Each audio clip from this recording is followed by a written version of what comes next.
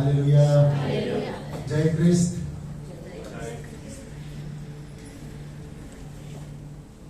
ದೇವರು ದೊಡ್ಡವನು, ಕರ್ತನಾದ ಯೇಸು ಕ್ರಿಸ್ತನು ಒಳ್ಳೆಯವನು.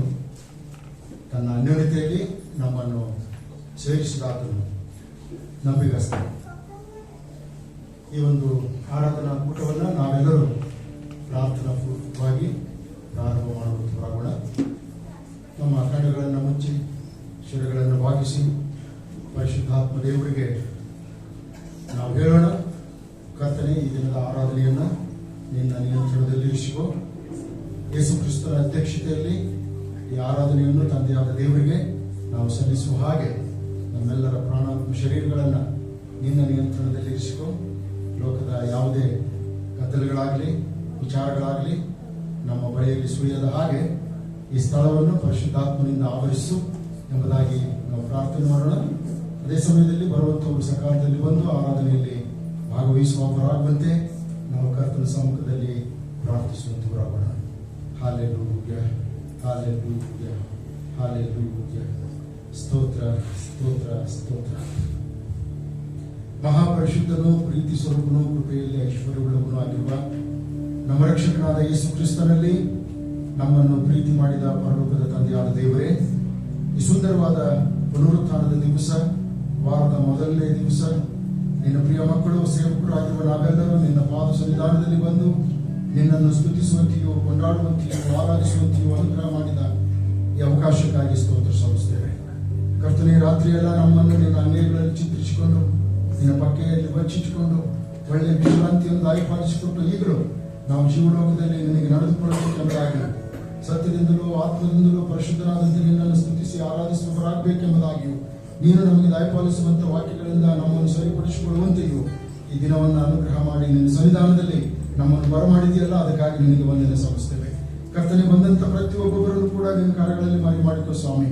ಯಾರೊಬ್ಬರು ಕೂಡ ಬಂದಂತ ಸ್ಥಿತಿಯಿಂದ ಹಿಂತಿರುಗಿ ಹೋಗದ ಹಾಗೆ ಅವರೆಲ್ಲರ ದುಃಖಗಳನ್ನು ತೆಗೆದುಹಾಕು, ಕಣ್ಣೀರನ್ನು ತೆಗೆದುಹಾಕು, ರೋಗಗಳನ್ನು ತೆಗೆದುಹಾಕು, ವ್ಯಾಧಿಗಳನ್ನು ತೆಗೆದುಹಾಕು. ಯಾವ ಬೇನೆಯಿಂದ ಬಂದಿದ್ದಾರೋ ಎಲ್ಲ ಬೇನೆಗಳನ್ನು ತೆಗೆದುಹಾಕು. ಯಾವ ಸಮಸ್ಯೆಯಿಂದ, ಯಾವ ಪ್ರಶ್ನೆಯಿಂದ ಬಂದಿದ್ದಾರೋ ಅದೆಲ್ಲದಕ್ಕೂ ಕರ್ತನಾದ ಯೇಸುವೆ ನೀನು ಉತ್ತರವನ್ನು ದಯಪಾಲಿಸು ಸ್ವಾಮಿ. ಸಂತೋಷದಿಂದ ಹಿಂತಿರುಗಿ ಹೋಗಿ ವಾರವೆಲ್ಲ ನಿನ್ನ ಸನ್ನಿಧಾನದಲ್ಲಿ ನಿನ್ನನ್ನು ಘನಪಡಿಸುವ ಹಾಗೆ ಕೃಪೆಯನ್ನು ದಯಪಾಲಿಸಿಕೊಡು. ಇನ್ನು ಯಾರ್ಯಾರು ಬರಬೇಕು ಅವರೆಲ್ಲರನ್ನು ಕೂಡ ಸಕಾಲದಲ್ಲಿ ಬರಮಾಡು. ಮಾರ್ಗ ಮಧ್ಯದಲ್ಲಿ ಯಾವುದೇ ಅಡೆತಡೆಗಳು ಉಂಟಾಗದ ಹಾಗೆ ಎಲ್ಲರ ಕ್ಷೇಮದಿಂದ ನಿನ್ನ ಸನ್ನಿಧಾನದಲ್ಲಿ ಬಂದು ನಿನ್ನನ್ನು ಆರಾಧಿಸುವುದಕ್ಕಾಗಿ ಕೊಡಬೇಕು. ಈಗಲೂ ಆರಾಧನೆ ನಡೆಸುವಂತ ಮಕ್ಕಳನ್ನು ನಿನ್ನ ಕರಗಳನ್ನು ಒಪ್ಪಿಸಿಕೊಡ್ತಾ ಇದ್ದೇನೆ ಸ್ವಾಮಿ. ಅವರ ಮೂಲಕವಾಗಿ ನೀನು ಮಹಿಮೆ ಹೊಂದು ನಮ್ಮೆಲ್ಲರನ್ನು ನಿನ್ನನ್ನು ಆರಾಧಿಸುವುದಕ್ಕಾಗಿ ಪ್ರೇರೇಪಿಸು. ಪ್ರಾರ್ಥನೆ ಕೇಳಿದ್ದಕ್ಕಾಗಿ ಸ್ತೋತ್ರ, ಸ್ತುತಿ, ಘನ, ಮಹಿಮೆ ಎಲ್ಲ ನಿನಗೆ ಸಲ್ಲಿಸಿ ಈ ಪ್ರಾರ್ಥನೆಯನ್ನು ಕರ್ತನಾದ ಯೇಸುವಿನ ನಾಮದಲ್ಲಿ ದೀನತೆಯಿಂದ ಬೇಡಿ ಹೊಂದಿದ್ದೇವೆ ನಮ್ಮ ತಂದೆಯೇ, ಆಮೆನ್. ಕೀರ್ತನೆಗಳ ಪುಸ್ತಕದಲ್ಲಿ 150ನೇ ಕೀರ್ತನೆಯಲ್ಲಿರುವ ಕೆಲವು ವಚನಗಳನ್ನು ನಾವು ನೋಡಿಕೊಳ್ಳೋಣ. ಸಾಂಗ್ಸ್ 150. ದೇವರು ಅದ್ಭುತವಾದಂಥ ರೀತಿಯಿಂದ ಈ ಕೀರ್ತನೆಯಲ್ಲಿ ಶ್ವಾಸ ಬಿಡುವುದೆಲ್ಲವೂ ಯೆಹೋವನನ್ನು ಸ್ತುತಿಸಲಿ ಎಂಬುದಾಗಿ ತಿಳಿಸಿದ್ದಾರೆ. ಆದ್ದರಿಂದ ಈ ಒಂದು ಕೀರ್ತನೆಯನ್ನು ನಾವೆಲ್ಲರೂ ಒಟ್ಟಾಗಿ ಓದಿಕೊಳ್ಳುವುದರ ಮೂಲಕ ಕರ್ತನನ್ನು ಘನಪಡಿಸುವಂತವರಾಗೋಣ. ರೆಡಿ? 1, 2, 3. ಯಾಹೋವನೇ ಸ್ತೋತ್ರ, ದೇವರ ನಾಮವನ್ನು ಪರಿಶುದ್ಧವಾಗಿ ಸ್ತುತಿಸಿರಿ. ಆತನ ಶಕ್ತಿಯನ್ನು ಪರಿಶುದ್ಧವಾದ ಆಕಾಶಮಂಡಲಗಳಲ್ಲಿ ಸ್ತುತಿಸಿರಿ. ಆತನ ಕಾರ್ಯಗಳನ್ನು ಸ್ತುತಿಸಿರಿ. ಆತನ ಪ್ರಭಾವವನ್ನು ಸ್ತುತಿಸಿರಿ. ಒಬ್ಬೊಬ್ಬರು ಆತನನ್ನು ಸ್ತುತಿಸಿರಿ. ಸ್ವರಗಳಲ್ಲಿ ಆತನನ್ನು ಸ್ತುತಿಸಿರಿ. ನಮ್ಮ ಬಳಿಯಿಂದ ಉಳಿಯುವ ಆತನನ್ನು ಸ್ತುತಿಸಿರಿ. ಆತನನ್ನು ಸ್ತುತಿಸಿರಿ. ತಾಳದಿಂದ ಆತನನ್ನು ಸ್ತುತಿಸಿರಿ. ಜಗದಿಂದ ಆತನನ್ನು ಸ್ತುತಿಸಿರಿ. ಶ್ವಾಸಗಳೆಲ್ಲವೂ ಯೆಹೋವನನ್ನು ಸ್ತುತಿಸಲಿ. ಯಾಹೋವನಿಗೆ ಸ್ತೋತ್ರ. ಹಲ್ಲೆಲೂಯಾ. ಶ್ವಾಸಗಳೆಲ್ಲವೂ ಯೆಹೋವನನ್ನು ಸ್ತುತಿಸಲಿ. ನೋಡಿ, ಎಲ್ಲ ವಾದ್ಯಗಳು ಇಲ್ಲಿ ಬಂದ್ಬಿಟ್ಟಿವೆ, ಪ್ರತಿಯೊಂದೊಂದು ವಾದ್ಯಗಳು. ಇಲ್ಲಿರ್ತಕ್ಕಂಥ ವಾದ್ಯಗಾರರು ವಾದ್ಯ ನುಡಿಸುವಾಗ, ಮಕ್ಕಳು ಹಾಡುಗಳನ್ನು ಲೀಡ್ ಮಾಡುವಾಗ ನಾವೆಲ್ಲರೂ ತಾಳಕ್ಕೆ ತಕ್ಕ ಹಾಗೆ ಅವರನ್ನು ಅನುಸರಿಸುವಂತವರಾಗಿ ಕರ್ತನನ್ನ ಮಹಿಮೆ ಪಡಿಸುವಂತವರಾಗೋಣ.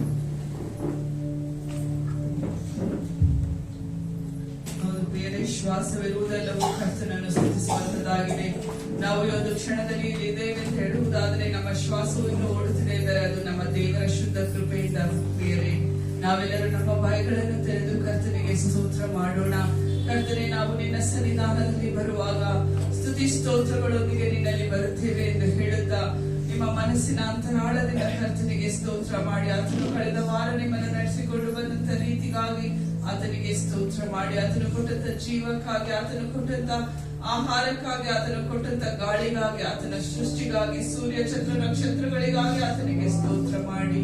ಸ್ತೋತ್ರ ಕರ್ತನೆ, ನೀನು ಕರ್ತನೆ ಕಳೆದ ವಾರದಲ್ಲಿ ನಮ್ಮನ್ನು ಎಷ್ಟು ಚೆನ್ನಾಗಿ ಕಾಪಾಡಿಕೊಂಡು ಬಂದಿರಿ ಕರ್ತನೆ. ನಾವು ಕರ್ತನೆ ಉಸಿರಾಡುತ್ತಿರುವುದು, ಇಲ್ಲಿ ನಿಂತಿರುವುದು ಅದು ನಿನ್ನ ಕೃಪೆಯಾಗಿರುವುದಕ್ಕಾಗಿ ನಿನಗೆ ಸ್ತೋತ್ರವನ್ನು ಸಲ್ಲಿಸ್ತೇವೆ. ಆರೋಗ್ಯವನ್ನು ಕೊಟ್ಟಂತ ದೇವರೇ ನಿನಗೆ ಸ್ತೋತ್ರ ಕರ್ತನೆ. ಇಡೀ ಕರ್ತನೆ ಪ್ರಪಂಚವನ್ನು ಉಂಟು ಮಾಡಿದ ಆತನು ಆಗಿರುವುದಕ್ಕಾಗಿ ನಿನಗೆ ಸ್ತೋತ್ರ. ನಮಗೆ ನೀನು ಕರ್ತನೆ ಒಂದೊಂದು ಕೃಪೆಗಾಗಿ, ಒಂದೊಂದು ಕರ್ತನೆ ಉಪಕಾರಗಳನ್ನು ನೆನೆಸಿ ನಾವು ನಿನಗೆ ಸ್ತೋತ್ರವನ್ನು ಸಲ್ಲಿಸ್ತೇವೆ. ನಮ್ಮ ಸಭೆಗಾಗಿ ಸ್ತೋತ್ರ, ನಮ್ಮ ಕರ್ತನೆ ಕುಟುಂಬಗಳಿಗಾಗಿ ಸ್ತೋತ್ರ ಕರ್ತನೆ. ನಿನ್ನ ಕೃಪೆಗಳಿಗಾಗಿ ಸ್ತೋತ್ರ. ನಿನ್ನ ಕೂಡಾರದ ಸಮೀಪದಲ್ಲಿ ಕರ್ತನೆ ದೇವರೇ ನಾವು ಸ್ತುತಿ ಸ್ತೋತ್ರಗಳಿಂದ ಬರುತ್ತೇವೆ. ಹೌದು ಪ್ರಿಯರೇ, ಕರ್ತನ ಕೂಡಾರದ ನಾವು ಒಂದು ಸಂತೋಷದಿಂದಲೂ ನಮ್ಮ ಹೃದಯವು ಒಂದು ಸ್ತುತಿ ಸ್ತೋತ್ರಗಳಿಂದ ತುಂಬಿದಂತಗಳಾಗಿ ನಾವು ಆತನ ಸನ್ನಿಧಾನದಲ್ಲಿ ಬರುವ ಹಾಗೆ ಕರ್ತನ ಗುಡಾರವೇ ಎಂಬ ಹಾಡಿನಿಂದ ಆತನನ್ನು ಸ್ತುತಿಸೋಣ.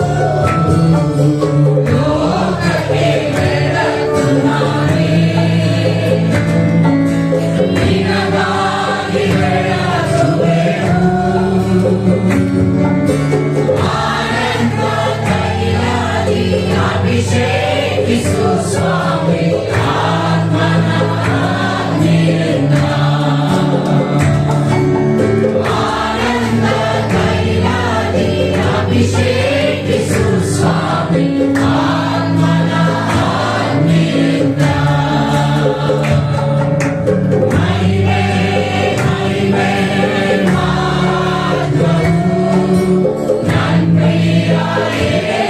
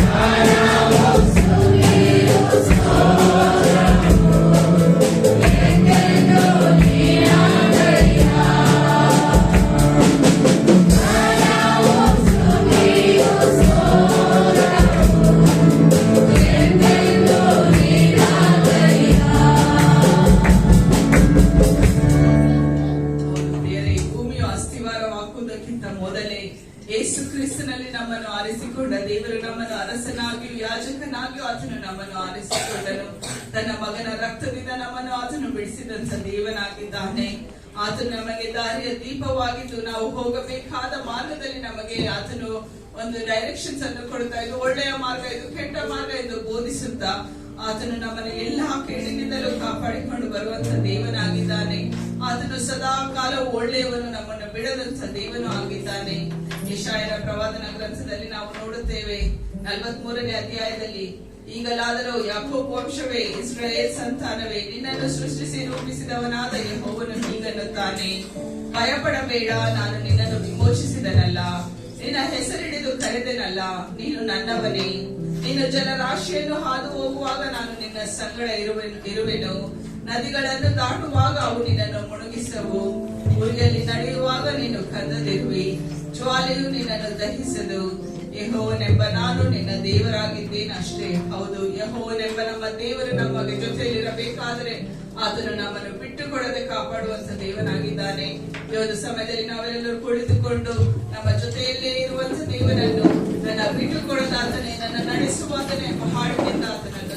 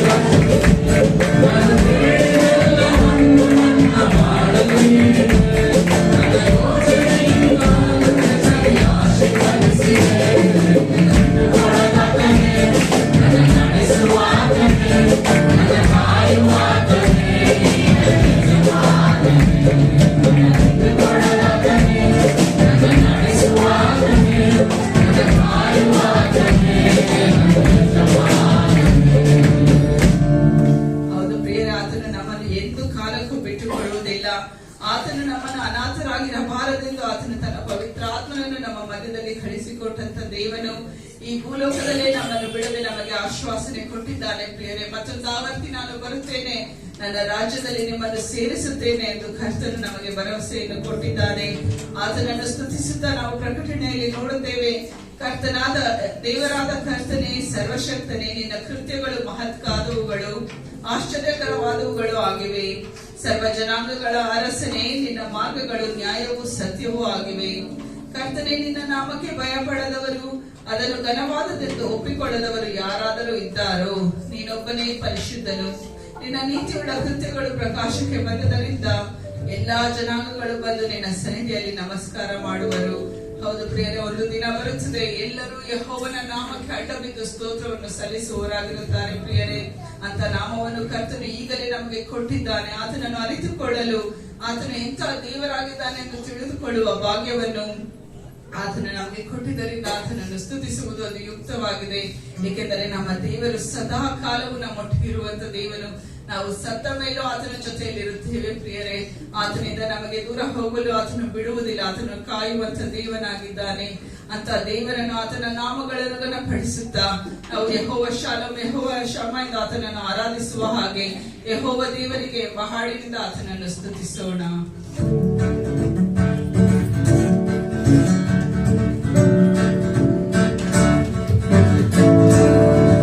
Yehova,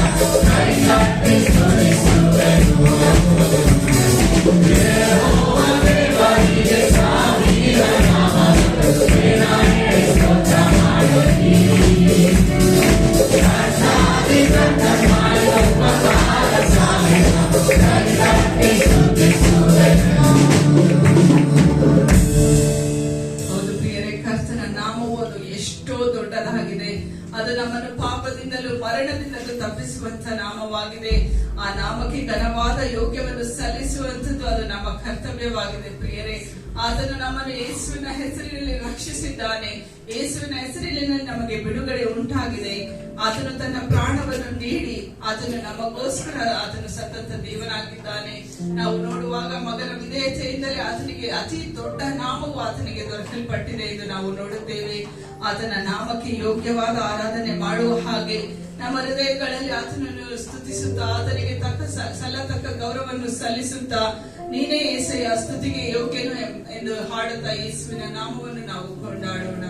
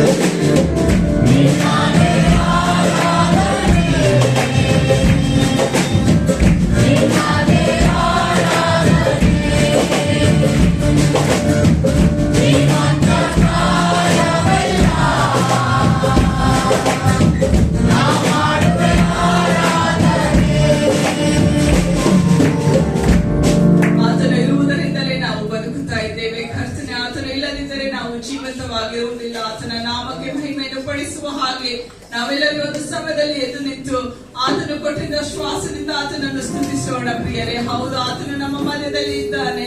ರಾಜಾದಿ ರಾಜನ ದೇವಾದಿ ದೇವನು ಆತನು ನಮ್ಮ ಮಧ್ಯದಲ್ಲಿ ಇದ್ದಾನೆ. ಆತನು ಒಂದು ತಾಯಿಯಂತೆ ನಮ್ಮನ್ನು ಸಂತೈಸಿ, ಒಂದು ತಂದೆಯಂತೆ ನಮ್ಮನ್ನು ಪೋಷಿಸಿ, ಒಂದು ಸ್ನೇಹಿತನ ರೀತಿಯಲ್ಲಿ ನಮಗೆ ಎಲ್ಲವನ್ನು ತಿಳಿಸಿಕೊಟ್ಟಂತ ದೇವನಾಗಿದ್ದಾನೆ. ಆ ಮಹೋನ್ನತನಾದಂತ ದೇವನು, ಭೂಮಿ ಆಕಾಶಗಳನ್ನು ಸೃಷ್ಟಿ ಮಾಡಿದಂತ ದೇವನನ್ನು ನಾವೆಲ್ಲರೂ ಬಾಯಿಗಳನ್ನು ತೆರೆದು ಆತನನ್ನು ಸ್ತೋತ್ರ ಮಾಡೋಣ ಪ್ರಿಯರೇ. ಆತನಿಗೆ ಸಲ್ಲತಕ್ಕ ಆರಾಧನೆಯನ್ನು ನಾವು ಸಲ್ಲಿಸೋಣ, ಆತನಿಗೆ ಸಲ್ಲತ ಘನತೆಯನ್ನು ನಾವು ಸಲ್ಲಿಸೋಣ. ಹೌದು ರಾಜನೇ, ನೀನೇ ಸ್ತುತಿಗೆ ಯೋಗ್ಯನು, ನೀನೇ ಎಲ್ಲ ಮಾನ ಪ್ರಭಾವಕ್ಕೆ ಯೋಗ್ಯನು ಕರ್ತನೆ. ನೀನೇ ಕರ್ತನೆ, ದೊಡ್ಡ ದೊಡ್ಡ ದೊಡ್ಡ ದೇವರಾಗಿದೆ ಕರ್ತನೆ. ನಿನಗೆ ಸಮಾನತೆ ಯಾರು ಇಲ್ಲ ರಾಜ. ನೀನು ನಿನ್ನ ಕರ್ತನೆ ಮಕ್ಕಳ ಪರವಾಗಿ ಯುದ್ಧ ಮಾಡಿ ನಮಗೆ ಜಯವನ್ನು ಕೊಟ್ಟಂತ ದೇವನು. ವೈರಿಯಾದ ಸೈತಾನನ ವಿರುದ್ಧ ನಮಗೆ ಕರ್ತನೆ ಜಯವನ್ನು ಕೊಟ್ಟಂತ ದೇವನು. ವೈರಿಯಾದ ಮರಣದ ವಿರುದ್ಧ ನಮಗೆ ಜಯವನ್ನು ಕೊಟ್ಟಾದರೂ ನೀನಾಗಿರಬೇಕಾಗಿ ನಿನಗೆ ಸ್ತೋತ್ರ ಸ್ತೋತ್ರ ಸ್ತೋತ್ರ ಕರ್ತನೆ. ಮರಣದ ಭಯದಿಂದ ನಮ್ಮನ್ನು ಬಿಡಿಸಿದಂತ ದೇವನೇ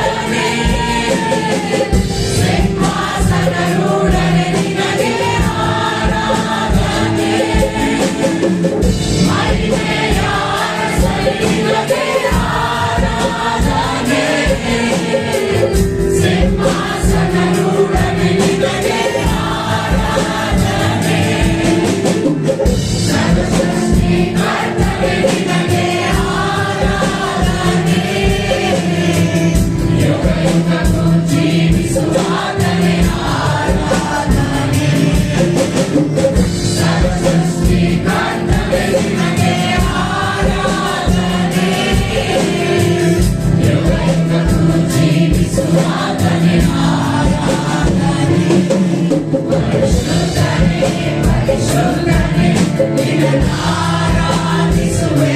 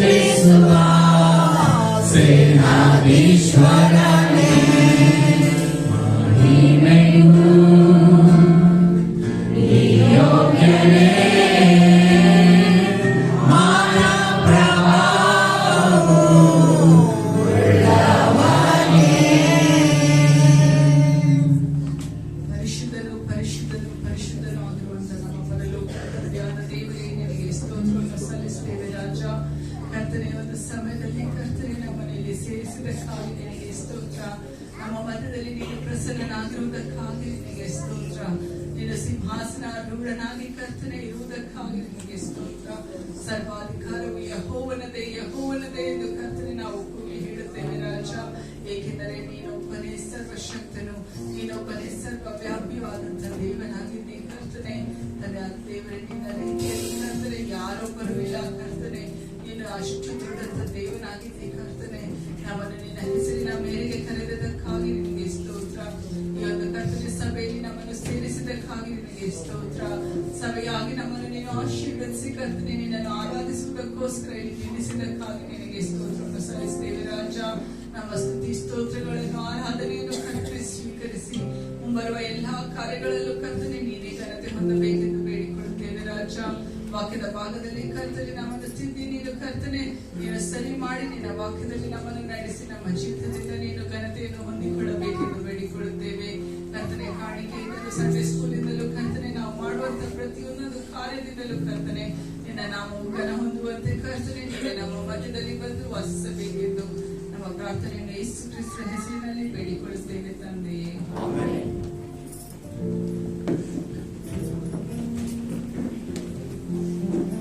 ನಾವು ಹಾಗೆ ನಿಂತುಕೊಂಡಿರುವಾಗ ಸುವಾರ್ಥ ಭಾಗದಲ್ಲಿ ಶ್ರೀ ಲೋಕನ ಬರೆದ ಸುವಾರ್ತೆ 24ನೇ ಅಧ್ಯಾಯ 28ನೇ ವಚನದಿಂದ ನಾವು 31ನೇ ವಚನದ ತನಕ ಓದಿಕೊಳ್ಳುವಂತಾಗೋಣ. While remain standing, let's turn our Bibles to Gospel according to St. Luke, chapter 24, verses from 28 to 32. ಈ ವಚನಗಳನ್ನು ನಾವು ಓದುವಾಗ ಗಮನವಿಟ್ಟು ಕೇಳಿಸಿಕೊಳ್ಳೋಣ.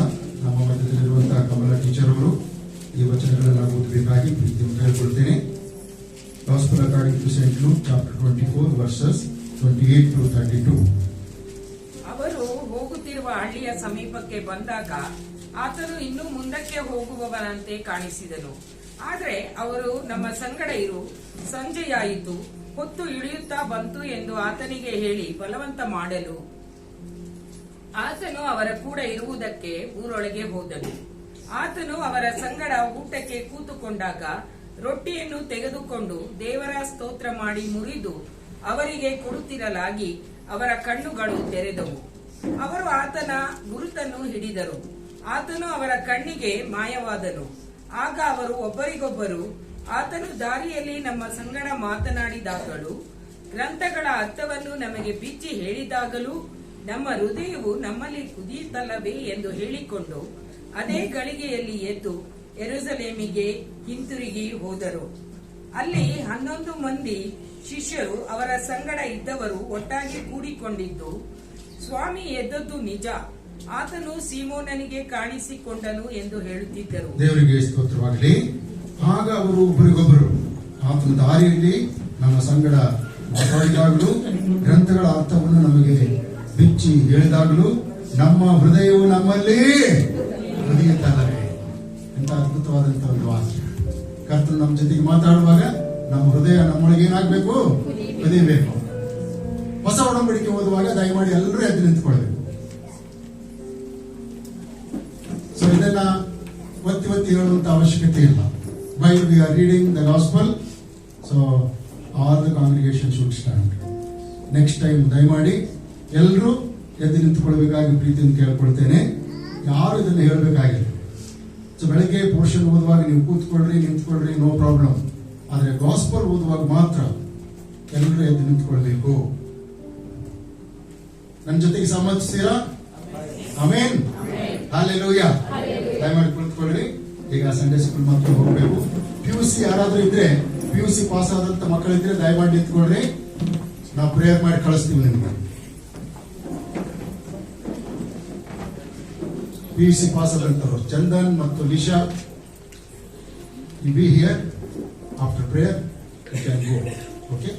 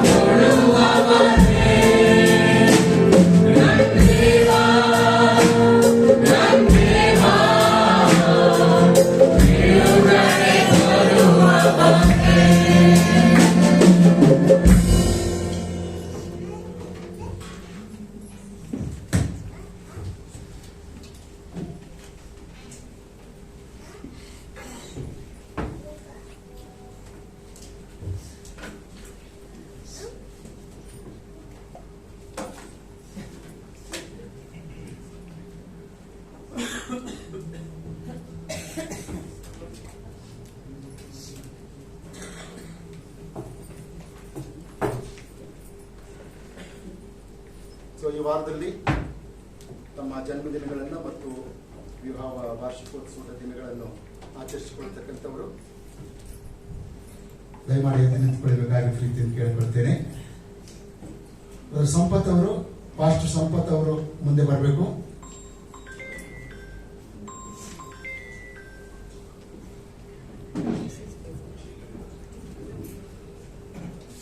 ಬರ್ತ್ಡೇ ಸನ್ನಿ ಅವ್ರದ್ದು ಬರ್ತ್ಡೇ. ಕಾಂತಮ್ಮ ಮದುವೆ ದಿವಸ ಮೇ 14 ಮದುವೆ. ನಿಮ್ಮ ಹೆಸರೇನಮ್ಮ? ಮೇರಿ. ಸೊ ಸನ್ನಿ ಬರ್ತ್ಡೇ, ಅವ್ರ ಮದುವೆ ದಿವಸ. PUC ಪಾಸ್ ಆದಂತ ಮಕ್ಕಳು ದಯಮಾಡಿ ಮುಂದೆ ಬನ್ರಿ. ಯಾರ್ಯಾರಿದ್ದೀರಿ PUC ಯಲ್ಲಿ ಪಾಸ್ ಆದಂತ ಮಕ್ಕಳು? Come forward. ಓಕೆ, ಬನ್ನಿ ಮುಂದೆ ಬನ್ನಿ. ಆ ಕಡೆ ಮುಖ ಮಾಡಿ ನಿಂತು. ಸೊ ನಿಮ್ಮ ಮಗ ಜಶ್ವಂತ್. ಓಕೆ, ಫೇಲ್ ಆದಂತ ಮಕ್ಕಳು ಕೂಡ ನಿರಾಶೆ ಹೊಂದಬೇಕಾದಂತ ಅವಶ್ಯಕತೆ ಇಲ್ಲ. ಸಪ್ಲಿಮೆಂಟರಿ ಪರೀಕ್ಷೆಗಳಿದೆ, ಪೂರಕ ಪರೀಕ್ಷೆಗಳಿವೆ. ದೇವರು ಅವರಿಗೆ ಪೂರಕ ಪರೀಕ್ಷೆಗಳಲ್ಲಿ ಒಂದು ಅವಕಾಶ ಕೊಡ್ತಾ ಇದ್ದಾನೆ. ಓದಿ ಪಾಸ್ ಆಗುವಂತೆ ಅವರಿಗೋಸ್ಕರ ಕೂಡ ನಾವು ಪ್ರಾರ್ಥನೆ ಮಾಡುವಂತವರಾಗಿದ್ದೇವೆ. ಸೊ ಹಾಗೆ ನಿಂತ್ಕೊಂಡಿರಮ್ಮ, ಕಾಂತಮ್ಮ ನಿಂತ್ಕೊ. ಮೇ 14ನೇ ತಾರೀಕು ಗೊತ್ತಾಯ್ತು. ಸರಿ, ಇನ್ನು ಮುಂದೆ ಇದೆ, ಕೂತ್ಕೊಂಡ್ಬಿಟ್ಟಿ. ಸರಿ ತೊಂದರೆ ಸರ್. ಪಾಸ್ಟರ್ ಸಂಪತ್ ಅವರು ಬರ್ತ್ಡೇ ಆಚರಿಸಿಕೊಳ್ತಕ್ಕಂಥವರಿಗಾಗಿ, ಕಾಣಿಕೆಗೋಸ್ಕರವಾಗಿ, ಸಂಡೇ ಸ್ಕೂಲ್ ಮಕ್ಕಳಿಗೋಸ್ಕರವಾಗಿ, PUC ಪಾಸ್ ಆದಂತ ಮಕ್ಕಳಿಗೋಸ್ಕರ ಜೋರಾಗಿ ಚಪ್ಪಾಳೆ ತಟ್ಟೋಣ. ನೀವು ಆಮೇಲೆ ವಿಚಾರಿಸ್ಕೊಳ್ರಿ. ದೇವರು ಅವರಿಗೆ ಮುಂದಿನ ದಾರಿ ತೋರಿಸಲಿ ಎಂಬುದಾಗಿ. ಮತ್ತೆ ಫೇಲ್ ಆದಂತ ಮಕ್ಕಳು ಕೂಡ ಪೂರಕ ಪರೀಕ್ಷೆಯನ್ನ ಬರೀಬೇಕು. SSLC ರಿಸಲ್ಟ್ ಇನ್ನೂ ಬಂದಿಲ್ಲ. ರಿಸಲ್ಟ್ ಬಂದ ಮೇಲೆ ಅವರಿಗೋಸ್ಕರವಾಗಿ ಕೂಡ ನಾವು ಪ್ರಾರ್ಥನೆ ಮಾಡುವಂತವರಾಗಿದ್ದೇವೆ.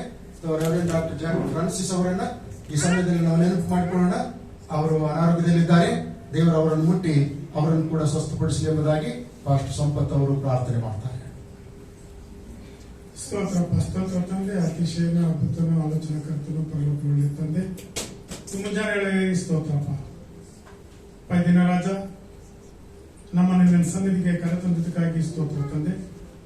ವಿಶೇಷವಾಗಿ ನಾವೆಲ್ಲರೂ ಚಿಕ್ಕ ಹಿಂದಾಗಿ ನಿನ್ನ ಆರಾಧನೆಯಲ್ಲಿ ಪಾಲ್ಗೊಂಡು ನಿನ್ನನ್ನು ಮಹಿಮೆಪಡಿಸಿಕೊಟ್ಟಂತ ಅವಕಾಶಕ್ಕಾಗಿ ಸ್ತೋತ್ರ ತಂದೆ. ಅಷ್ಟಲ್ಲದೆ ರಾಜ, ವಿಶೇಷವಾಗಿ ಈ ದಿನ ಜನ್ಮದಿನ ಆಚರಿಸಿಕೊಳ್ಳುತ್ತೆ ಎಲ್ಲ ಸಹೋದರ ಸಹೋದರಿಯನ್ನು ಅಪ್ಪ ನಿನ್ನ ಪಾರ್ಸಲ್ ಒಪ್ಪಿಸಿಕೊಡ್ತೇನೆ ತಂದೆ. ಇದುವರೆಗೂ ತಂದೆ ನಿನ್ನ ಕೃಪೆಯಿಂದಲೇ ರಾಜ ಅವರನ್ನು ನಡೆಸಿದ್ಯಾ. ಮುಂದಿನ ದಿನಮಾನಗಳಲ್ಲಿಯೂ ರಾಜ ಅವ್ರು ಬೇಕಾದಂತ ಆರೋಗ್ಯವನ್ನು, ಪ್ರತಿಯೊಂದು ವಿಷಯವನ್ನಪ್ಪ ನಿನ್ನ ಕೃಪೆಯಿಂದ ಒದಗಿಸಿಕೊಡು, ಆಶೀರ್ವಿಸು. ಮತ್ತೊಂದು ಅವತ್ತಿ ರಾಜ ಅಪ್ಪ ಮದುವೆ ವಾರ್ಷಿಕೋತ್ಸವವನ್ನು ಆಚರಿಸಿಕೊಳ್ಳೋ ನಿನ್ನ ಮಕ್ಕಳು ರಾಜ ಅಪ್ಪ ಅವ್ರ ಕುಟುಂಬಗಳನ್ನು ಆಶೀರ್ವಿಸಿದ್ಯಾ. ಮುಂದಿನ ಭವಿಷ್ಯತ್ತನ್ನು ರಾಜ ನಿನ್ನ ಕೃಪೆಯಿಂದ ಅವರನ್ನು ಆಶೀರ್ವಿಸು. ಅವ್ರ ಕುಟುಂಬದಲ್ಲಿ ಸದಾಕಾಲ ನಿನ್ನ ಪ್ರಸನ್ನತೆ ಇರಲಿ. ಮತ್ತು PUC ಪಾಸ್ ಆದ ಮಕ್ಕಳಿಗಾಗಿ ಪ್ರಾರ್ಥಿಸ್ತಂತಂದೆ. ಹೌದು ರಾಜ ಅಪ್ಪ ನಿನ್ನ ಕೃಪೆಯಿಂದ ಅವ್ರು ಬೇಕಾದಂತ ಜ್ಞಾನ ವಿವೇಕವನ್ನು ದಯಪಾಲಿಸಿದ್ಯಾ. ಹೌದು ತಂದೆ, ಇದುವರೆಗೂ ನೀನೇ ನಡೆಸಿದ್ಯಾ ರಾಜ. ನಾವೇನು ಅಲ್ಲಪ್ಪ, ಎಲ್ಲೋ ನೀನೇ ಆಗಿದ್ಯಾ ರಾಜ. ಅವ್ರು ನಿನ್ನ ಪಾಸ್ ಒಪ್ಪಿಸ್ಕೊಡ್ತಂತಂದೆ. ಅವರ ಮುಂದಿನ ಭವಿಷ್ಯತ್ತು ಏನು ಓದಬೇಕು ಅಪ್ಪ, ಕೆಲಸ ಮಾಡ್ಬೇಕಾ ಅಪ್ಪ, ಅವರ ಯೋಜನೆಗಳನ್ನು ಆಶೀರ್ವಿಸು. ನಿನ್ನ ಭಯಭಕ್ತಿಯಲ್ಲಿ ನಡೆದುಕೊಳ್ಳುವಂತೆ ನಿನ್ನ ಕೃಪೆ ಮಾಡು. ಮತ್ತೊಂದು ವ್ಯಕ್ತಿ ರಾಜ ಅಪ್ಪ, ಸಹೋದರ ನಮ್ಮ ಹಿರಿಯ ಜೇಕಬ್ ಫ್ರಾನ್ಸ್ ಸಭಾಪಾಲಕರಿಗಾಗಿ ಪ್ರಾರ್ಥಿಸ್ತಂತಂದೆ. ಮಗನ ನಿನ್ನ ಸೇವೆಯಲ್ಲಿ ಸದಾಕಾಲ ನಿರಂತರವಾಗಿ ಅನೇಕ ಕಾರ್ಯಗಳನ್ನು ಮಾಡಿರ್ತಾರೆ ತಂದೆ. ಅವ್ರು ಬೇಕಾದಂತ ಆರೋಗ್ಯವನ್ನು ದಯಪಾಲಿಸು, ಅವ್ರ ಕುಟುಂಬವನ್ನು ಆಶೀರ್ವಿಸು, ಅವ್ರು ಬೇಕಾದಂತ ಶಾಂತಿ ಸಮಾಧಾನ ದಯಪಾಲಿಸ್ತಂದೆ. ಮತ್ತೊಂದು ಅವ್ರ ರಾಜ SSLCಗೋಸ್ಕರ ಬರೆದಿರುವಂತ ಎಲ್ಲ ನಿಮ್ಮ ಮಕ್ಕಳನ್ನು ಪಾಸ್ ಒಪ್ಪಿಸ್ಕೊಡ್ತೇನೆ ತಂದೆ. ಅವರನ್ನು ರಾಜ ನಿನ್ನ ಕೃಪೆಯಲ್ಲಿ ನಡೆಸು. ಸಂಡೇ ಸ್ಕೂಲ್ ಮಕ್ಕಳನ್ನು ರಾಜ ನಿನ್ನ ಪಾಸ್ ಒಪ್ಪಿಸ್ಕೊಡ್ತೇನೆ ಅಪ್ಪ. ಚಿಕ್ಕ ಮಕ್ಕಳ ಪ್ರಾಯದಲ್ಲೇ ನಿನ್ನನ್ನು ಅರ್ಥಕೊಂಡು ನಿನ್ನ ಭಯಭಕ್ತಿಯಲ್ಲಿ ಬೆಳೆಯುವ ಹಾಗೆ ಸದಾಕಾಲ ಅವರ ಸಂಗಡ ಇದ್ದು ನಡೆಸುತ್ತದೆ. ಹೇಗೂ ತಂದೆ, ನಾವೇನು ಅಲ್ಲಪ್ಪ, ಎಲ್ಲೋ ನೀನೇ ಆಗಿದ್ಯಾ. ನಮ್ಮ ಪ್ರಾರ್ಥನೆ ಕೇಳೋದಕ್ಕಾಗಿ ಸ್ತೋತ್ರ ಅಪ್ಪ. ಯೇಸು ಕ್ರಿಸ್ತ ನಮ್ಮಲ್ಲಿ ಬೇಡಿ ಹೊಂದಿದ್ದೇನೆ ನಮ್ಮ ತಂದೆ. ಆಮೆನ್. Praise the lord.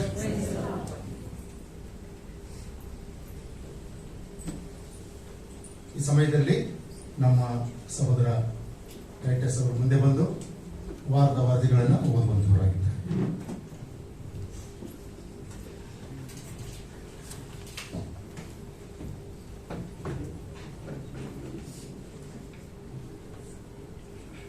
ಈ ವಾರದ ಪ್ರಕಟಣೆಗಳು. ಮಂಗಳವಾರ ಸಾಯಂಕಾಲ ಮನೆಗಳಲ್ಲಿ ಪ್ರಾರ್ಥನೆ ಇರುತ್ತದೆ. ಸೊ ಈ ಒಂದು ವಾರದಲ್ಲಿ ಯಾರ ಮನೆಯಲ್ಲಿ ಪ್ರಾರ್ಥನೆ ಬೇಕು ಎಂಬುದಾಗಿ ನೀವು ತಿಳಿಸುವುದಾದರೆ ನಿಮ್ಮ ಮನೆಗೆ ಬಂದು ನಾವು ಮಂಗಳವಾರ ನಾವು ಪ್ರಾರ್ಥನೆ ಮಾಡುವಂತರಾಗಿದೆ.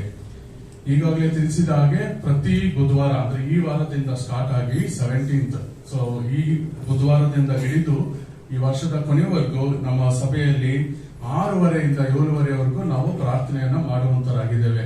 ಸೊ ತಾವೆಲ್ಲರೂ ಈ ಒಂದು ಬುಧವಾರದಿಂದ ನಡೆಯುವಂತ ಈ ಒಂದು ಪ್ರಾರ್ಥನೆಯಲ್ಲಿ ತಾವೆಲ್ಲರೂ ಪಾಲ್ಗೊಳ್ಬೇಕಾಗಿ ನಾನು ಪ್ರೀತಿಯಿಂದ ಕೇಳ್ಕೊಂತೀನಿ. ಮತ್ತು ಶುಕ್ರವಾರ ಸಾಯಂಕಾಲ ಬೈಬಲ್ ಸ್ಟಡಿ ಇರುತ್ತದೆ. ಸೊ ಈ ಒಂದು ಬೈಬಲ್ ಸ್ಟಡಿಯಲ್ಲಿ ಸಹ ನೀವು ಪಾಲ್ಗೊಳ್ಬೇಕಾಗಿ ನಾನು ಪ್ರೀತಿಯಿಂದ ಕೇಳ್ಕೊಂತೀನಿ. ಶನಿವಾರ ಸಾಯಂಕಾಲ ಹಾಡಿನ ಅಭ್ಯಾಸ ಇರುತ್ತದೆ. ಹಾಡಿನ ತಂಡದವರು ಬಂದು ಸಿದ್ಧತೆ ಮಾಡ್ಕೊಳ್ಬೇಕಾಗಿ ಕೇಳ್ಕೊಂತೀನಿ. ಮತ್ತು ಬರುವ ಭಾನುವಾರ ಬೆಳಗಿನ ಜಾವ 8 ಸಭೆಯಲ್ಲಿ ಆರಾಧನೆ ಇರುತ್ತದೆ. ವಿಶೇಷವಾದ ಒಂದು ಅನೌನ್ಸ್ಮೆಂಟ್. ಸೊ ಈಗಾಗಲೇ ಹೇಳಿದ ಹಾಗೆ ನಾಳೆಯಿಂದ ನಮ್ಮ ಸಭೆಯಲ್ಲಿ VPS ಪ್ರಾರಂಭವಾಗಲಿದೆ. ಸೊ ನಾಳೆಯಿಂದ ಒಂದು ವಾರದವರೆಗೂ ಅಂದ್ರೆ ನೆಕ್ಸ್ಟ್ ಸಂಡೇವರೆಗೂ ನಮ್ಮ ಸಭೆಯಲ್ಲಿ BBS ನಡೆಯುವಂತದ್ದಾಗಿದೆ. ಬೆಳಗಿನ ಜಾವ 9 ಗಂಟೆಯಿಂದ 12 ಅಥವಾ 12:30ವರೆಗೂ ನಾವು BBS ನಡೆಸುವಂತವರಾಗಿದ್ದೇವೆ. ಸೊ ತಾವೆಲ್ಲರೂ ತಮ್ಮ ಮಕ್ಕಳನ್ನ ಕಲಿಸ್ಕೊಳ್ಬೇಕಾಗಿ ಕೇಳ್ಕೊಂತಾರೆ ಮತ್ತು ಅಕ್ಕಪಕ್ಕದಲ್ಲಿ ಇರುವಂತಹ ಯಾರಾದರೂ ಮಕ್ಕಳಿದ್ರೆ ಅವರನ್ನು ಸಹ ನೀವು ಕಲಿಸ್ಕೊಳ್ಬೇಕಾಗಿ ಪ್ರೀತಿಯಿಂದ ಕೇಳ್ಕೊಂತಾರೆ.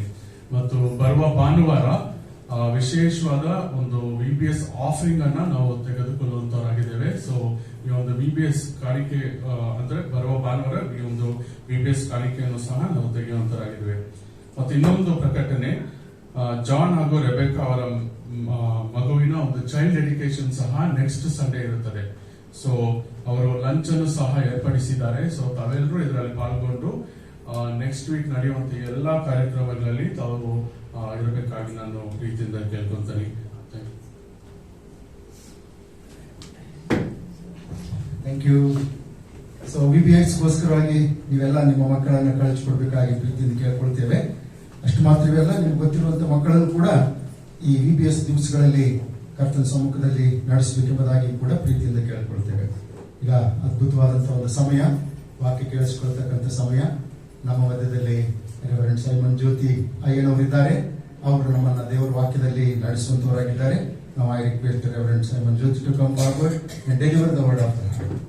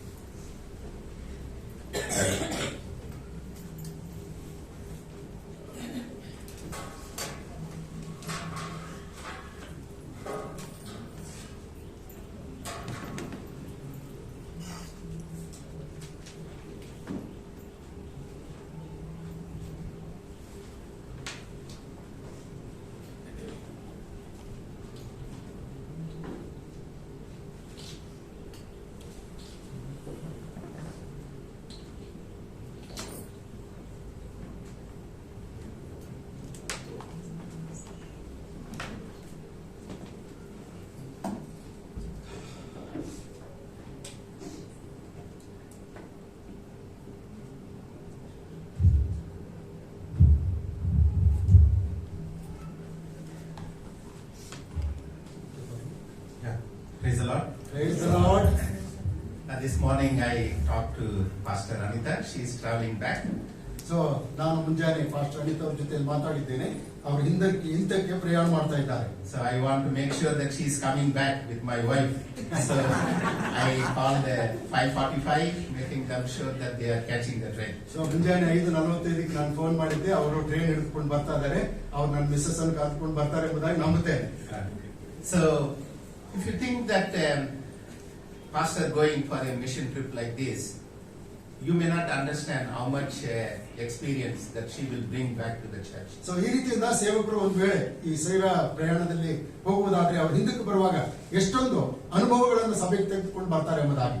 So as often you can pray and send her and also others from our church to go for a short time mission trip. ಕೆಲವು ಸಂದರ್ಭಗಳಲ್ಲಿ ನಾವು ಸಭಾಪಾಲಕರಾಗಿರ್ಬಹುದು, ಸಭೆಯಲ್ಲಿ ಇರ್ತಕ್ಕಂಥವ್ರಿಗೆ ಆಗಿದ್ದಿರಬಹುದು, ಕೆಲವು ಏನಂದ್ರೆ ಅಲ್ಪ ಮಟ್ಟದ ಪ್ರಯಾಣಕ್ಕೋಸ್ಕರವಾಗಿ ಪ್ರಾರ್ಥನೆ ಮಾಡಿ ಕಳಿಸಿಕೊಡ್ತೇವೆ. When we do mission like that, we will get lot of experience. ಈ ರೀತಿಯ ಸೇವೆ ಮಾಡುವುದರಿಂದ ನಾವು ಅನೇಕ ಅನುಭವಗಳನ್ನು ಪಡೆದುಕೊಳ್ಳುತ್ತೇವೆ. You will understand how our brothers and sisters in other part of our place are understanding and knowing the Lord. So in ಬೇರೆ ಕಡೆಗಳಲ್ಲಿ ಇರ್ತಕ್ಕಂಥ ಜನರು ಯಾವ ರೀತಿಯಿಂದ ನಮ್ಮ ಸಹೋದರ ಸಹೋದರಿಯರು ಯೇಸುವನ್ನ ಕರ್ತನನ್ನ ಅರಿತುಕೊಳ್ತಾರೆ ಎಂಬುದಾಗಿ. So this morning I want to talk about, help all of us to understand about what happened after Jesus resurrected from the dead. ಕರ್ತನಾದ ಯೇಸು ಕ್ರಿಸ್ತನು ಸತ್ತವರೊಳಗಿಂದ ಎದ್ದು ಬಂದ ಮೇಲೆ ಏನಾಯಿತು ಎಂಬುದರ ಕುರಿತು ನಿಮ್ಮೆಲ್ಲರ ಜೊತೆಯಲ್ಲಿ ಹಂಚಿಕೊಳ್ಳುವುದಕ್ಕಾಗಿ ಇಷ್ಟಪಡ್ತೇನೆ. There are series of events happened after resurrection of Jesus. ಯೇಸು ಕ್ರಿಸ್ತನು ಸತ್ತವರೊಳಗಿಂದ ಎದ್ದ ಮೇಲೆ ಸಾಕಷ್ಟು ಸಂಗತಿಗಳು ಜರುಗಿವೆ. And most of the incident happened was doubt and uncertainty. ಕೆಲವು ಸಂದರ್ಭಗಳಲ್ಲಿ ಅವರು ನಡೆದಿರ್ತಕ್ಕಂಥ ಸಂಗತಿಗಳನ್ನು ನೋಡುವಾಗ ಅನುಮಾನದಿಂದ ಕೂಡಿದಂತವುಗಳಾಗಿದ್ದವು, ಖಚಿತತೆ ಇಲ್ಲದಿರ್ತಕ್ಕಂಥವುಗಳಾಗಿದ್ದವು. As I was reading after the resurrection of Jesus Christ, what all happened in the history. ಇತಿಹಾಸದಲ್ಲಿ ಯೇಸು ಕ್ರಿಸ್ತನು ಸಮಾಧಿಗಳಿಂದ ಎದ್ದ ಮೇಲೆ ಏನೆಲ್ಲ ಜರುಗಿದವು ಎಂಬುದರ ಕುರಿತು ನಾನು ಓದಿದ್ದೇನೆ. And then I was thinking that after all these things and uncertain things happened after resurrection of Jesus Christ, how somebody is going to share the gospel to the rest of the world? ಯೇಸು ಕ್ರಿಸ್ತನು ಪುನರುತ್ಥಾನನಾದ ಮೇಲೆ ಅನುಮಾನಕರವಾದಂತ ಮತ್ತು ಖಚಿತತೆ ಇಲ್ಲದಂತ ಸಂಗತಿಗಳು ಜರುಗಿರಬೇಕಾದ್ರೆ ಅದು ಹೇಗೆ ಆತನ ಸುವಾರ್ತೆಯನ್ನು ಲೋಕದಲ್ಲಿ ಸಾರುವುದಕ್ಕೆ ಸಾಧ್ಯತೆ ಇದೆ? Because you know that the disciple went back to their own job. ಆಮೇಲೆ ನಾವು ನೋಡ್ತೇವೆ ಶಿಷ್ಯರು ಪುನಃ ತಮ್ಮ ಕೆಲಸಕ್ಕೆ ಹಿಂತಿರುಗಿ ಹೋದಂತವರಾದರು. Because Jesus believed in them and told them that all the power, authority is given to you. Go and share the word of God, but they went back to their job. ಕರ್ತನಾದ ಯೇಸು ಕ್ರಿಸ್ತನು ಅವರನ್ನು ಉದ್ದೇಶಿಸಿ ಪರಲೋಕದಲ್ಲಿ ಭೂಲೋಕದಲ್ಲಿ ಎಲ್ಲ ಅಧಿಕಾರ ನನಗೆ ಕೊಡಲ್ಪಟ್ಟಿದೆ, ಆದುದರಿಂದ ನೀವು ಹೊರಟು ಹೋಗಿ ಎಲ್ಲಾ ದೇಶಗಳ ಜನರಿಗೆ ಸುವಾರ್ತೆಯನ್ನು ಸಾರಿರಿ ಎಂಬುದಾಗಿ ಹೇಳಿದ್ರು ಕೂಡ ಅವರು ಹಿಂತಿರುಗಿ ಹೋಗಿಬಿಟ್ಟಿದ್ದಾರೆ. Because even some people among the disciples, they did not believe Jesus is resurrected from the dead. ಯೇಸು ಕ್ರಿಸ್ತನು ಸಮಾಧಿಯಿಂದ ಎದ್ದಿದ್ದಾನೆ ಎಂಬುದಾಗಿ ಶಿಷ್ಯರೊಳಗೆ ಕೆಲವರು ನಂಬಿರಲಿಲ್ಲ. Even the Mary the Magdalene, ಮಗ್ದಲದ ಮರಿಯಾಳು ಕೂಡ they went to the tomb and they saw the empty tomb. ಅವರು ಸಮಾಧಿ ಹತ್ರ ಹೋದಾಗ ಸಮಾಧಿ ಬರಿದಾಗಿರುವಂತದ್ದನ್ನು ಕಂಡರು. And Jesus appeared to them. ಯೇಸು ಸ್ವಾಮಿ ಅವರಿಗೆ ಪ್ರತ್ಯಕ್ಷನಾದನು. And they were asking him that, have you seen Jesus? Somebody has taken his body from here. ನೀವು ಯೇಸು ಕ್ರಿಸ್ತನನ್ನು ನೋಡಿದ್ರಾ? ಆತನನ್ನು ಯಾರೋ ಇಲ್ಲಿಂದ ತೆಗೆದುಕೊಂಡು ಹೋಗಿದ್ದಾರೆ ಎಂಬುದಾಗಿ ಹೇಳ್ತಾ ಇದ್ದಾರೆ. They were closely associated with Jesus, but they failed to recognize the resurrected Christ. ಯೇಸು ಕ್ರಿಸ್ತನೊಂದಿಗೆ ನಿಕಟವಾದಂತಹ ರೀತಿಯಿಂದ ಇದ್ದಂತ ಜನರು ಆತನ ಎದ್ದ ಮೇಲೆ ಆತನನ್ನು ಗುರುತಿಸಲಾರದೆ ಹೋದರು. So in this situation, how do you think that these disciples are going to take the gospel to the rest of the world? ಈ ರೀತಿಯಿಂದ ಇರಬೇಕಾದ್ರೆ ಪ್ರಪಂಚದಾದ್ಯಂತ ಈ ಶಿಷ್ಯರು ಯಾವ ರೀತಿಯಿಂದ ಸುವಾರ್ತೆಯನ್ನು ತೆಗೆದುಕೊಂಡು ಹೋಗಿದ್ದಿರಬಹುದು ಎಂಬುದಾಗಿ ಆಲೋಚನೆ ಮಾಡಿ. Think for a moment that is it possible that if we are in this situation, we can say that no, this is not going to happen. So ಆ ಸ್ಥಾನದಲ್ಲಿ ನಾವಿದ್ದ ಪಕ್ಷದಲ್ಲಿ ಆಲೋಚನೆ ಮಾಡೋಣ, ಆ ಒಂದು ಸಂಗತಿ ನಮ್ಮಿಂದ ಕಾರ್ಯ ಜರುಗುತ್ತಾನೆ ಇರಲಿಲ್ಲ ಎಂಬುದಾಗಿ.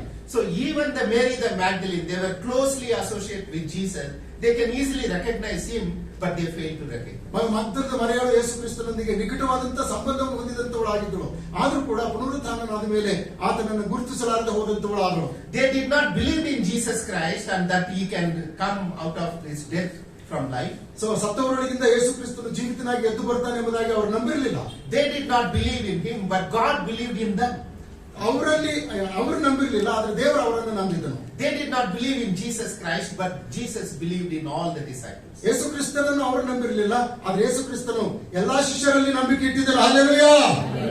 Think that if Jesus has not had a confidence in his disciples and he told them that how he is going to reach the world. ಯೇಸು ಕ್ರಿಸ್ತನು ಅವರ ಮೇಲೆ ವಿಶ್ವಾಸವಿಡದೆ ಹೋಗಿದ್ರೆ, ಭರವಸೆ ಇಡದೆ ಹೋಗಿದ್ರೆ ಅದೇ ಹೇಗೆ ಸುವಾರ್ತೆ ಸರ್ವಲೋಕಕ್ಕೆ ಸಾರುವುದಕ್ಕೆ ಸಾಧ್ಯತೆ ಇತ್ತು? We think that failure in our life and unbelief in our life is the last stage. So ನಮ್ಮ ಜೀವಿತದಲ್ಲಿರ್ತಕ್ಕಂಥ ಹತಾಶೆಗಳಾಗಿರ್ಲಿ, ನಮ್ಮ ಜೀವಿತಗಳಲ್ಲಿರ್ತಕ್ಕಂಥ ಅಸಫಲತೆಗಳಾಗ್ಲಿ ಅವು ಯಾವತ್ತು ಎಂಬುದಾಗಿ ಹೇಳಬಾರದು. This morning we have to know that failure is not final with God. So ನಮ್ಮ ಜೀವಿತದಲ್ಲಿ ಈ ಒಂದು ವಿಫಲತೆ ಇರತಕ್ಕಂಥದ್ದು ದೇವರ ಸನ್ನಿಧಾನದಲ್ಲಿ ಅದು ಕೊನೆಯಲ್ಲ. And imagine Peter. ಪೇತ್ರನನ್ನು ಆಲೋಚನೆ ಮಾಡಿ. The first time Jesus met Peter is on the seashore. So ಪೇತ್ರನನ್ನ ಯೇಸು ಕ್ರಿಸ್ತನು ಮೊದಲನೇ ಸಲ ಕಂಡಾಗ ಅವನು ಸಮುದ್ರದ ತೀರದಲ್ಲಿದ್ದನು. And he did not have knowledge about Jesus Christ. ಯೇಸು ಕ್ರಿಸ್ತನ ಕುರಿತಾಗಿ ಯಾವ ಜ್ಞಾನವೂ ಕೂಡ ಪೇತ್ರನಲ್ಲಿರಲಿಲ್ಲ. But here and there he came to know that there is a man born to Mary and Joseph, but with the power of the Holy Spirit. So ಪವಿತ್ರಾತ್ಮನ ಬಲದಿಂದ ಕೂಡಿದಂತವನಾಗಿ ಮರಿಯಳು ಮತ್ತು ಯೋಸೇಫನ ಉದರದಿಂದ ಒಬ್ಬ ವ್ಯಕ್ತಿ ಜನಿಸಿದ್ದಾನೆ ಎಂಬುದಾಗಿ ಅಲ್ಲಿಂದ ಇಲ್ಲಿಂದ ಕೇಳಿ ತಿಳ್ಕೊಂಡಂತವನಾಗಿದ್ದ. He only heard, he did not experience Jesus. ಆತನು ಕೇಳಿದ್ದೇನೆ ಹೊರತು ಆದ್ರೆ ಅನುಭವಿಸಿರಲಿಲ್ಲ. And today I am going to talk about what happened after the Easter. ಪುನರುತ್ಥಾನ ಆದ ಮೇಲೆ ಏನಾಯಿತು ಎಂಬುದನ್ನು ನಿಮ್ಮ ಜೊತೆಯಲ್ಲಿ ಹಂಚಿಕೊಳ್ಳುವಂತವನಾಗಿದ್ದೇನೆ. Not to tell that these are the things that I know that what happened after Jesus Christ. ಯೇಸು ಕ್ರಿಸ್ತನು ಎದ್ದ ಮೇಲೆ ಇದೆಲ್ಲ ಸಂಗತಿಗಳು ಆಗಿವೆ ಎಂಬುದಾಗಿ ನಾನು ನೆನೆಸುವಂತದ್ದಲ್ಲ. It's not an event, but it should be our experience. ಇದು ನಮಗೂ ಮಾತ್ರ ಎಲ್ಲರಿಗೂ ಇದು ಒಂದು ಅನುಭವ ಆಗಬೇಕು. And if you know things and if you don't know the experience of God, we only have the knowledge. ಸಂಗತಿಗಳನ್ನು ತಿಳ್ಕೊಂಡಂತವರಾಗಿ ಯೇಸು ಕ್ರಿಸ್ತನ ಅನುಭವವನ್ನು ಹೊಂದದೆ ಹೋದ್ರೆ ಕೇವಲ ನಾವು ಜ್ಞಾನಿಗಳಾಗಿರ್ತೇವೆ ಅಷ್ಟೇ. There are a lot of people who know about the Bible. ಸತ್ಯವೇದದ ಕುರಿತು ಅನೇಕ ಜನರು ತಿಳುವಳಿಕೆ ಇದ್ದಂತವರಿದ್ದಾರೆ. There are people who can teach and explain the Bible. ಸತ್ಯವೇದವನ್ನು ಅನೇಕ ಜನರು ಕಲಿಸುತ್ತಾರೆ ಮತ್ತು ಅದನ್ನು ಬೋಧಿಸುತ್ತಾರೆ. We also teach our children that read the Bible and have the knowledge. So ನಾವು ಕೂಡ ನಮ್ಮ ಮಕ್ಕಳಿಗೆ ಸತ್ಯವೇದವನ್ನು ಓದಿರಿ, ಜ್ಞಾನವನ್ನು ಪಡೆದುಕೊಳ್ಳಿ ಎಂಬುದಾಗಿ ಹೇಳುತ್ತೇವೆ. But it's not wrong, but we have to tell children and us that not only knowing the knowledge of God, but he experienced the knowledge that we ನಾವು have. ಕೇವಲ ಮಕ್ಕಳಿಗೆ ಹೇಳುವಂತದ್ದು ತಪ್ಪಲ್ಲ, ಹೇಳುವುದ್ರ ಜೊತೆಯಲ್ಲಿ ಅವರು ಯೇಸು ಕ್ರಿಸ್ತನ ಜೊತೆಗಿರ್ತಕ್ಕಂಥ ಆ ಒಂದು ಅನುಭವವನ್ನು ಪಡ್ಕೊಳ್ಬೇಕೆಂಬುದಾಗಿ ಹೇಳುವಂತದ್ದು ಉತ್ತಮವಾಗಿದೆ. So therefore Peter came to know about Jesus Christ, but he never experienced it. ಯೇಸು ಕ್ರಿಸ್ತನ ಕುರಿತು ಪೇತ್ರನು ತಿಳಿದಂತವನಾಗಿದ್ದರೂ ಸಹ ಅವನ ಅನುಭವವನ್ನು ಹೊಂದಿರಲಿಲ್ಲ. So to make him a great experience of what God can do to him, God performed a miracle. So ದೇವರು ಅವನನ್ನ ಯಾವ ಉತ್ತಮವಾದಂತ ವ್ಯಕ್ತಿಯನ್ನ ಮಾಡಬೇಕೆಂಬುದಾಗಿ ಇಷ್ಟಪಟ್ಟಿದ್ದನೋ ಆ ಒಂದು ಪರ್ಫಾರ್ಮೆನ್ಸ್ ಮಾಡುವುದಕ್ಕಾಗಿ ಅವನನ್ನು ಆರಿಸಿಕೊಂಡ. So he met Jesus on the seashore. ಸಮುದ್ರದ ತಡದಲ್ಲಿ ಯೇಸು ಕ್ರಿಸ್ತನನ್ನು ಸಂಧಿಸಿದನು. The whole night he and his team, they were working. ಪೂರ್ತಿ ರಾತ್ರಿಯಲ್ಲ, ಇಡೀ ರಾತ್ರಿಯಲ್ಲ ಅವನ ಸಂಗಡಿಗರು ಕೆಲಸ ಮಾಡ್ತಾ ಇದ್ರು. And you know the story that they worked whole night but they didn't get anything. So ಅವರು ರಾತ್ರಿ ಎಲ್ಲ ಕೆಲಸ ಮಾಡಿದ್ರು ಕೂಡ ಒಂದು ಮೀನನ್ನು ಕೂಡ ಹಿಡಿಯೋದಕ್ಕಾಗಲಿಲ್ಲ. So Jesus met Peter when he was empty in his life. So ಅವನ ಜೀವಿತದಲ್ಲಿ ಖಾಲಿ ಬರಿದಾಗಿದ್ದಾಗ ಯೇಸು ಪೇತ್ರನನ್ನು ಸಂಧಿಸಿದ. He came to know that Jesus of Nazareth was born with miracle. So Yesu ಕ್ರಿಸ್ತನು ಅದ್ಭುತವಾಗಿ ಜನಿಸಿದ್ದಾನೆ ಎಂಬುವಂತ ಸತ್ಯವನ್ನು ಅವನು ತಿಳಿದಿದ್ದನು. But he never experienced any miracle in his life. ಆದ್ರೆ ಅವನು ತನ್ನ ಜೀವಿತದಲ್ಲಿ ಯಾವ ಅದ್ಭುತವನ್ನು ಅನುಭವಿಸಿರಲಿಲ್ಲ. So therefore God came and performed a miracle so that he will have experience. So ಆ ರೀತಿಯಿಂದ ಯೇಸು ಕ್ರಿಸ್ತನು ಅವನನ್ನು ಸಂಧಿಸುವುದರ ಮೂಲಕವಾಗಿ ಆ ಒಂದು ಪರ್ಫಾರ್ಮೆನ್ಸ್ ಮಾಡುವುದರ ಮೂಲಕವಾಗಿ ಅವನ ಅನುಭವ ಪಡ್ಕೊಳ್ಬೇಕೆಂಬುದಾಗಿ ಇಷ್ಟಪಟ್ಟ. God may not do a miracle in our life. ನಮ್ಮ ಜೀವಿತದಲ್ಲಿ ದೇವರು ಅದ್ಭುತ ಮಾಡ್ಲಿಕ್ಕಿಲ್ಲ. The biggest miracle God done for each of our life is to save us from all our sins. ದೇವರು ನಮ್ಮ ಜೀವಿತದಲ್ಲಿ ಮಾಡಿದಂತ ದೊಡ್ಡ ಅದ್ಭುತ ಅಂದ್ರೆ ಪಾಪದಿಂದ ಬಿಡಿಸಿದ್ದು. No miracle is more than this in our life. ನಮ್ಮ ಜೀವಿತದಲ್ಲಿ ಇದಕ್ಕಿಂತ ದೊಡ್ಡ ಅದ್ಭುತ ಬೇಕಾಗಿಲ್ಲ. If you are thinking that God has not done any miracle in my life, you are wrong. God has already saved us from all our sins. ನಮ್ಮ ಜೀವಿತದಲ್ಲಿ ದೇವರು ಅದ್ಭುತನೇ ಮಾಡಿಲ್ಲ ಅಂತ ಹೇಳುವುದಾದ್ರೆ ನೀವು ತಪ್ಪು. ಈಗಾಗಲೇ ದೇವರು ನಮ್ಮನ್ನು ರಕ್ಷಿಸಿದ್ದಾನೆ. Salvation is the biggest miracle God has done. ರಕ್ಷಣೆ ಕೊಟ್ಟಿರ್ತಕ್ಕಂಥದ್ದು ದೇವರು ಕೊಟ್ಟಂತ ದೊಡ್ಡ ಅದ್ಭುತವಾಗಿದೆ. Coming back to Peter, Peter was in a empty boat and God started a conversation. ನಾವು ಹಿಂದಕ್ಕೆ ಬರುವುದಾದ್ರೆ ಪೇತ್ರನು ಆ ಒಂದು ಬರಿದಾದಂತ ದೋಣಿಯಲ್ಲಿ ಕುಳಿತುಕೊಂಡಂತವನಾಗಿದ್ದಾಗ ಯೇಸು ಅವನ ಜೊತೆಯಲ್ಲಿ ಮಾತಾಡ್ತಾ ಇದ್ದಾನೆ. And then he told, they introduced both of them themselves. ಅವರಿಬ್ಬರು ತಮ್ಮಷ್ಟಕ್ಕೆ ತಾವು ಪರಿಚಯ ಮಾಡಿಕೊಂಡಂತವರಾದ್ರು. And he told that I am the Jesus of Nazareth. So Yesu ಕ್ರಿಸ್ತನು ಹೇಳ್ತಾ ಇದ್ದಾನೆ, ನಾನು ನಜರೇತಿನ ಯೇಸು ಎಂಬುದಾಗಿ. I have come to ask you to drop me on the other side of the sea of ನಾನು Galilee. ಇನ್ನೊಂದು ಬದಿಗೆ ನಮ್ಮನ್ನು ತೆಗೆದುಕೊಂಡು ಹೋಗಿ ಬಿಡು ಎಂಬುದಾಗಿ ಕೇಳುವುದಕ್ಕಾಗಿ ಬಂದಿದ್ದೇನೆ. So Peter told him that I will, but you have to wait because I am packing my things. So ಪೇತ್ರ ಹೇಳ್ತಾ ಇದ್ದಾನೆ, ನಾನು ನನ್ನ ಸಾಮಾನುಗಳನ್ನು ಕೂಡಿಸ್ತಾ ಇದ್ದೇನೆ, ಸ್ವಲ್ಪ ತಡೆ ಎಂಬುದಾಗಿ ಹೇಳ್ತಾ ಇದ್ದಾನೆ. While he was packing, Jesus asked him, why your boat is empty today? So ಇವತ್ತು ಪೇತ್ರನು ತನ್ನ ಸಾಮಾನುಗಳನ್ನು ಕೂಡಿಸಿಕೊಳ್ತಾ ಇದ್ದಾಗ ಯೇಸು ಕೇಳ್ತಾ ಇದ್ದಾನೆ, ಯಾಕೆ ನಿನ್ನ ದೋಣಿ ಇವತ್ತು ಬರಿದಾಗಿದೆ He ಎಂಬುದಾಗಿ. told that the whole night we worked but we didn't get anything. So ರಾತ್ರಿ ಎಲ್ಲ ಕಷ್ಟಪಟ್ಟಿದ್ದೇವೆ, ಏನು ಸಿಕ್ಕಿಲ್ಲ ಎಂಬುದಾಗಿ ಪೇತ್ರ ಹೇಳ್ತಾ ಇದ್ದಾನೆ. His brother and other team members, they were also packing their boat. So ಅವರ ಸಹೋದರರು ಮತ್ತು ಅವರ ಜೊತೆಯಲ್ಲಿ ಇರ್ತಕ್ಕಂಥವರು ಕೂಡ ತಮ್ಮ ಸಾಮಾನುಗಳನ್ನೆಲ್ಲ ಕೂಡಿಸಿಕೊಳ್ತಾ ಇದ್ದಾರೆ. Jesus saw their boat also were empty. ಅವರ ದೋಣಿಗಳು ಕೂಡ ಬರಿದಾಗಿವೆ. So the emptiness is a team spirit they had at that time. ಅವರಲ್ಲಿ ಇರ್ತಕ್ಕಂಥ ಬರಿದನ ಆ ಒಂದು ಆತ್ಮ ತುಂಬಿರ್ತಕ್ಕಂಥದ್ದಾಗಿತ್ತು, ಬರಿದ ತನ್ನದ ಆತ್ಮ. You know, they were celebrating both good time and bad time together. ಅವರು ಒಳ್ಳೆ ಸಮಯ ಮತ್ತು ಕೆಟ್ಟ ಸಮಯ ಎರಡನ್ನೂ ಕೂಡ ಒಟ್ಟಿಗೆ ಅನುಭವಿಸ್ತಾ ಇದ್ದಾರೆ. That's the spirit of team. ಅದು ಅವರಲ್ಲಿರ್ತಕ್ಕಂಥ ಒಂದು ತಂಡದ ಒಂದು ಆತ್ಮ. So Jesus saw that the entire team is in a empty boat. So ಅಲ್ಲಿರ್ತಕ್ಕಂಥವರೆಲ್ಲರೂ ಕೂಡ ಬರಿದಾದಂತ ದೋಣಿಯನ್ನು ಹೊಂದಿದಂತವರಾಗಿದ್ದಾರೆ. So Jesus took this opportunity to talk with them, ಅವ್ರ ಜೊತೆಯಲ್ಲಿ ಮಾತಾಡುವುದಕ್ಕಾಗಿ ಯೇಸು ಇದೊಂದು ಅವಕಾಶವನ್ನು ಪಡ್ಕೊಂಡಂತವರಾಗಿ, especially with Peter. ವಿಶೇಷವಾಗಿ ಪೇತ್ರನ ಜೊತೆ. And he told him that if you are willing, can you cast the net on the other side? ನೀವು ಇಷ್ಟಪಡುವುದಾದ್ರೆ ನೀವು ಬಲೆಯನ್ನ ಇನ್ನೊಂದು ಕಡೆಗೆ ಹಾಕ್ರಿ ಎಂಬುದಾಗಿ ಹೇಳ್ದ. So Peter told him, I have done it, but because you are saying I will do it. ಈ ಮೊದಲು ನಾನು ಮಾಡಿದ್ದೇನೆ, ಆದ್ರೂ ನೀವು ಹೇಳ್ತಾ ಇರುವಂತದ್ದು ಆದ ಕಾರಣ ನಾನು ಬಲೆಯನ್ನು ಬೀಸುತ್ತೇನೆ ಎಂಬುದಾಗಿ ಹೇಳ್ದ. To have experience of salvation, you need to obedience to God. ನಮಗೆ ರಕ್ಷಣೆ ಅನ್ನುವಂಥದ್ದು ಬೇಕು ಅನ್ನೋದಾದ್ರೆ ದೇವರಿಗೆ ವಿಧೇಯರಾಗಬೇಕು. Unless we obey to God and God's word, we cannot have an experience. ನಾವು ದೇವರಿಗೂ ಮತ್ತು ದೇವರ ವಾಕ್ಯಕ್ಕೂ ವಿಧೇಯರಾಗದೆ ಹೋದ್ರೆ ಈ ಒಂದು ಅನುಭವವನ್ನು ಪಡೆದುಕೊಳ್ಳುವುದಕ್ಕೆ ಸಾಧ್ಯವಿಲ್ಲ. You may know many things. ನಿಮಗೆ ಅನೇಕ ಸಂಗತಿಗಳು ಗೊತ್ತಿರಬಹುದು. You may be all right in your life. ನಿಮ್ಮ ಜೀವಿತದಲ್ಲಿ ನೀವು ಸರಿಯಾದಂತವರಾಗಿರಬಹುದು. You may not need God. ನಿಮಗೆ ದೇವರು ಬೇಕಾಗಿರ್ಲಿಕ್ಕಿಲ್ಲ. But you need to obey to Him so that you will experience a newness in your life. So ನೀವು ಆತನಿಗೆ ವಿಧೇಯರಾಗುವುದಾದರೆ ನಿಮ್ಮ ಜೀವಿತದಲ್ಲಿ ಹೊಸತನವನ್ನು ಅನುಭವಿಸುವುದಕ್ಕಾಗಿ ಆಸ್ಪದವಾಗುವಂತದ್ದಾಗುತ್ತದೆ. Peter told him that I have done it many times last night, but because you are saying I will do it. ಇಡೀ ರಾತ್ರಿ ಎಲ್ಲ ನಾನು ಮಾಡಿದ್ದೇನೆ, ಈಗಾಗಲೇ ಕಷ್ಟಪಟ್ಟಿದ್ದೇನೆ, ಆದ್ರೆ ನಿನ್ನ ಮಾತಿನ ಮೇಲೆ ನಾನು ಬಲೆಯನ್ನು ಹಾಕುತ್ತೇನೆ. And then when he listened to God, and then he got more fish. So ದೇವರಿಗೆ ವಿಧೇಯನಾದಾಗ ಅವನಿಗೆ ಹೆಚ್ಚು ಮೀನುಗಳು ಸಿಕ್ಕುವು. Why I am sharing this story today? ಈ ಒಂದು ಕಥೆಯನ್ನು ನಿಮ್ ಜೊತೆಗೆ ಯಾಕೆ ಹಂಚಿಕೊಳ್ತಾ The ಇದ್ದೇನೆ? same miracle God has to re-demonstrated to him the second time when he resurrected. So Yesu ಕ್ರಿಸ್ತನು ಪುನರುತ್ಥಾನನಾದ ಮೇಲೆ ಇದೇ ಒಂದು ಅದ್ಭುತವನ್ನ ಪೇತ್ರನ ಜೀವಿತದಲ್ಲಿ ಎರಡನೇ ಸಾರಿ ಮಾಡಿ ತೋರಿಸಿದ. If we are not believing in God, ನಾವು ದೇವರಲ್ಲಿ ವಿಶ್ವಾಸವಿಲ್ಲದೆ ಹೋಗುವುದಾದ್ರೆ, if our experience is limited, ನಮ್ಮ ಒಂದು ವಿಶ್ವಾಸ ಅನುಭವವು ನಿಯಮಿತವಾಗಿದ್ದದಾಗಿದ್ರೆ, if we do not want God, ನಮಗೆ ದೇವರು ಬೇಕಾಗಿಲ್ಲ ಅನ್ನುವುದಾದ್ರೆ, our resurrected Christ is able to come back again and again and again to us and demonstrate his miracle. ಪುನರುತ್ಥಾನ ಹೊಂದಿರತಕ್ಕಂಥ ಯೇಸು ಕ್ರಿಸ್ತನು ನಮ್ಮ ಹತ್ತಿರ ಪದೇ ಪದೇ ಪದೇ ಪದೇ ಬರುವಂತವನಾಗಿ ಅದ್ಭುತ ಮಹತ್ ಕಾರ್ಯಗಳನ್ನು ಮಾಡುವಂತವನಾಗಿದ್ದಾನೆ. That's the love of God. ಅದು ದೇವರ ಪ್ರೀತಿಯಾಗಿದೆ. Hallelujah. How to explain the love of God in our life? ನಮ್ಮ ಜೀವಿತದಲ್ಲಿ ದೇವರ ಪ್ರೀತಿಯನ್ನು ಹೇಗೆ ನಾವು ಹೇಳುವಂತದ್ದು? Even before we see God, God sought us. So ದೇವರನ್ನ ನಾವು ನೋಡುವುದಕ್ಕಿಂತ ಮುಂಚಿತವಾಗಿ ಆತನು ನಮ್ಮನ್ನು ನೋಡಿದ್ದಾನೆ. Even before you are thinking about God, God was thinking about you. ನಾವು ಆತನ ಕುರಿತು ಆಲೋಚನೆ ಮಾಡುವುದಕ್ಕಿಂತ ಮುಂಚಿತವಾಗಿ ಆತನು ನಮ್ಮ ಕುರಿತು ಆಲೋಚನೆ ಮಾಡಿದ್ದಾನೆ. So second time he demonstrated the same thing to Peter. ಪೇತ್ರನ ಜೀವಿತದಲ್ಲಿ ಎರಡನೇ ಸಾರಿ ಯೇಸು ಸ್ವಾಮಿ ಅದೇ ಕಾರ್ಯವನ್ನ ಮತ್ತೆ ಮರುಕಳಿಸಿ ಮಾಡಿದ. By doing that, he led them to a great experience in the resurrected. ಆ ಒಂದು ಕಾರ್ಯವನ್ನು ಮಾಡಿದ ನಂತರವೇ ಅಪೊಸ್ತಲನಾದಂತ ಪೇತ್ರನು ಪುನರುತ್ಥಾನ ಹೊಂದಿರತಕ್ಕಂಥ ಯೇಸು ಕ್ರಿಸ್ತನನ್ನ ಅದ್ಭುತವಾದಂತ ರೀತಿಯಿಂದ ಅನುಭವಿಸುವಂತವನಾದನು. And again, God is willing to walk with us to experience the resurrected Christ. ಕರ್ತನಾದಂತ Yesu ಕ್ರಿಸ್ತನ ಪುನರುತ್ಥಾನವನ್ನು ನಾವು ಅನುಭವಿಸಬೇಕೆಂಬುದಾಗಿ ಆತನು ಪದೇ ಪದೇ ನಮ್ಮೊಂದಿಗೆ ನಡೆಯುವಂತವನಾಗಿದ್ದಾನೆ. How great God we are. ಎಂತ ಅದ್ಭುತವಾದಂತ ಮಹಾದೇವರನ್ನು ಹೊಂದಿದ್ದೇವೆ. Hallelujah. You may have your own experience. Again and again, God is interacting with us until we accept and experience the salvation. ನಾವು ನಮ್ಮದೇ ಆದಂತ ಅನುಭವಗಳನ್ನು ಪಡೆದುಕೊಂಡಂತವರಾಗಿದ್ದಿರಬಹುದು. ಆದ್ರೂ ಕೂಡ ನಾವು ರಕ್ಷಣೆ ಅನುಭವವನ್ನ ಹೆಚ್ಚು ಪಡೆದುಕೊಳ್ಳುವವರಾಗುವಂತೆ ಆತನು ಪದೇ ಪದೇ ನಮ್ಮೊಂದಿಗೆ ಮಾತಾಡುವಂತವನಾಗಿದ್ದಾನೆ. I'll give one more example. ಇನ್ನೊಂದು ಉದಾಹರಣೆಯನ್ನು ಕೊಡ್ತೇನೆ.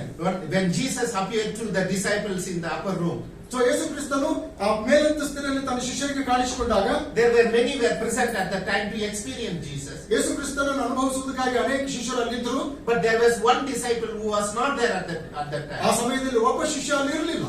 His name was Thomas. ಅವರ ಹೆಸರು ತೋಮ ಎಂಬುದಾಗಿ. And then when he came back and the people, they were explained to him, Jesus appeared to us, we saw the resurrected Christ. So ಇನ್ನೊಂದು ಸಾರಿ ತೋಮನ ಅವರ ಮಧ್ಯದಲ್ಲಿ ಬಂದಾಗ ಶಿಷ್ಯರು ಅವನಿಗೆ ಹೇಳ್ತಾ ಇದ್ದಾರೆ, ನಾವು ಯೇಸುವನ್ನು ನೋಡಿದೀವಿ, ಪುನರುತ್ಥಾನ ಹೊಂದಿದಂತ ಯೇಸು ಕ್ರಿಸ್ತನು ನಮ್ಮ ಮಧ್ಯದಲ್ಲಿ ಬಂದಿದ್ದನು ಎಂಬುದಾಗಿ ತಮ್ಮ ಅನುಭವವನ್ನು ಹೇಳಿಕೊಂಡ್ರು. If you look at all those disciples, all those people who were associated with Jesus, none of them believed that Jesus can resurrect from death. ಯೇಸು ಕ್ರಿಸ್ತನ ಜೊತೆಯಲ್ಲಿ ಕೂಡಿ ಜೀವಿಸಿರ್ತಕ್ಕಂಥ ಯಾರೊಬ್ಬ ಶಿಷ್ಯರು ಕೂಡ ಆತನ ಪುನರುತ್ಥಾನನಾದ ಮೇಲೆ ಎದ್ದಿದ್ದಾನೆ ಎಂಬುದಾಗಿ ನಂಬುವುದಕ್ಕೆ ಸಿದ್ಧರಿಲ್ಲ. We may be a Christian for many years. So ಅನೇಕ ವರ್ಷಗಳಿಂದ ನಾವು ಕ್ರೈಸ್ತರಾಗಿದ್ದಿರಬಹುದು. Our children must have born in a Christian family. ನಮ್ಮ ಮಕ್ಕಳು ಕ್ರೈಸ್ತ ಕುಟುಂಬದಲ್ಲಿಯೇ ಜನಿಸಿದವರಾಗಿದ್ದಿರಬಹುದು. It is possible that though we know about Christ, but we never believed in the resurrected power of so God. ನಾವು ಯೇಸು ಕ್ರಿಸ್ತನ ಕುರಿತು ತಿಳಿದಂತವರಾಗಿದ್ದಿರಬಹುದು, ಆದ್ರೆ ಆತನ ಪುನರುತ್ಥಾನ ಹೊಂದಿರತಕ್ಕಂಥ ಪುನರುತ್ಥಾನದ ಬಲವನ್ನ ನಾವು ಅನುಭವಿಸಿರ್ಲಿಕ್ಕಿಲ್ಲ. You may be even believe that Jesus is resurrected from the dead, ಯೇಸು ಕ್ರಿಸ್ತನು ಸತ್ತವರೊಳಗಿಂದ ಎದ್ದಿದ್ದಾನೆ ಎಂಬುದಾಗಿ ನಂಬುವಂತವರಾಗಿದ್ದಿರಬಹುದು. but you may not experience the power of the resurrection. ಆದ್ರೂ ಕೂಡ ಆ ಪುನರುತ್ಥಾನದ ಬಲವನ್ನು ನಾವು ಅನುಭವಿಸಿರ್ಲಿಕ್ಕಿಲ್ಲ. After all the years of experience, Apostle Paul is saying this.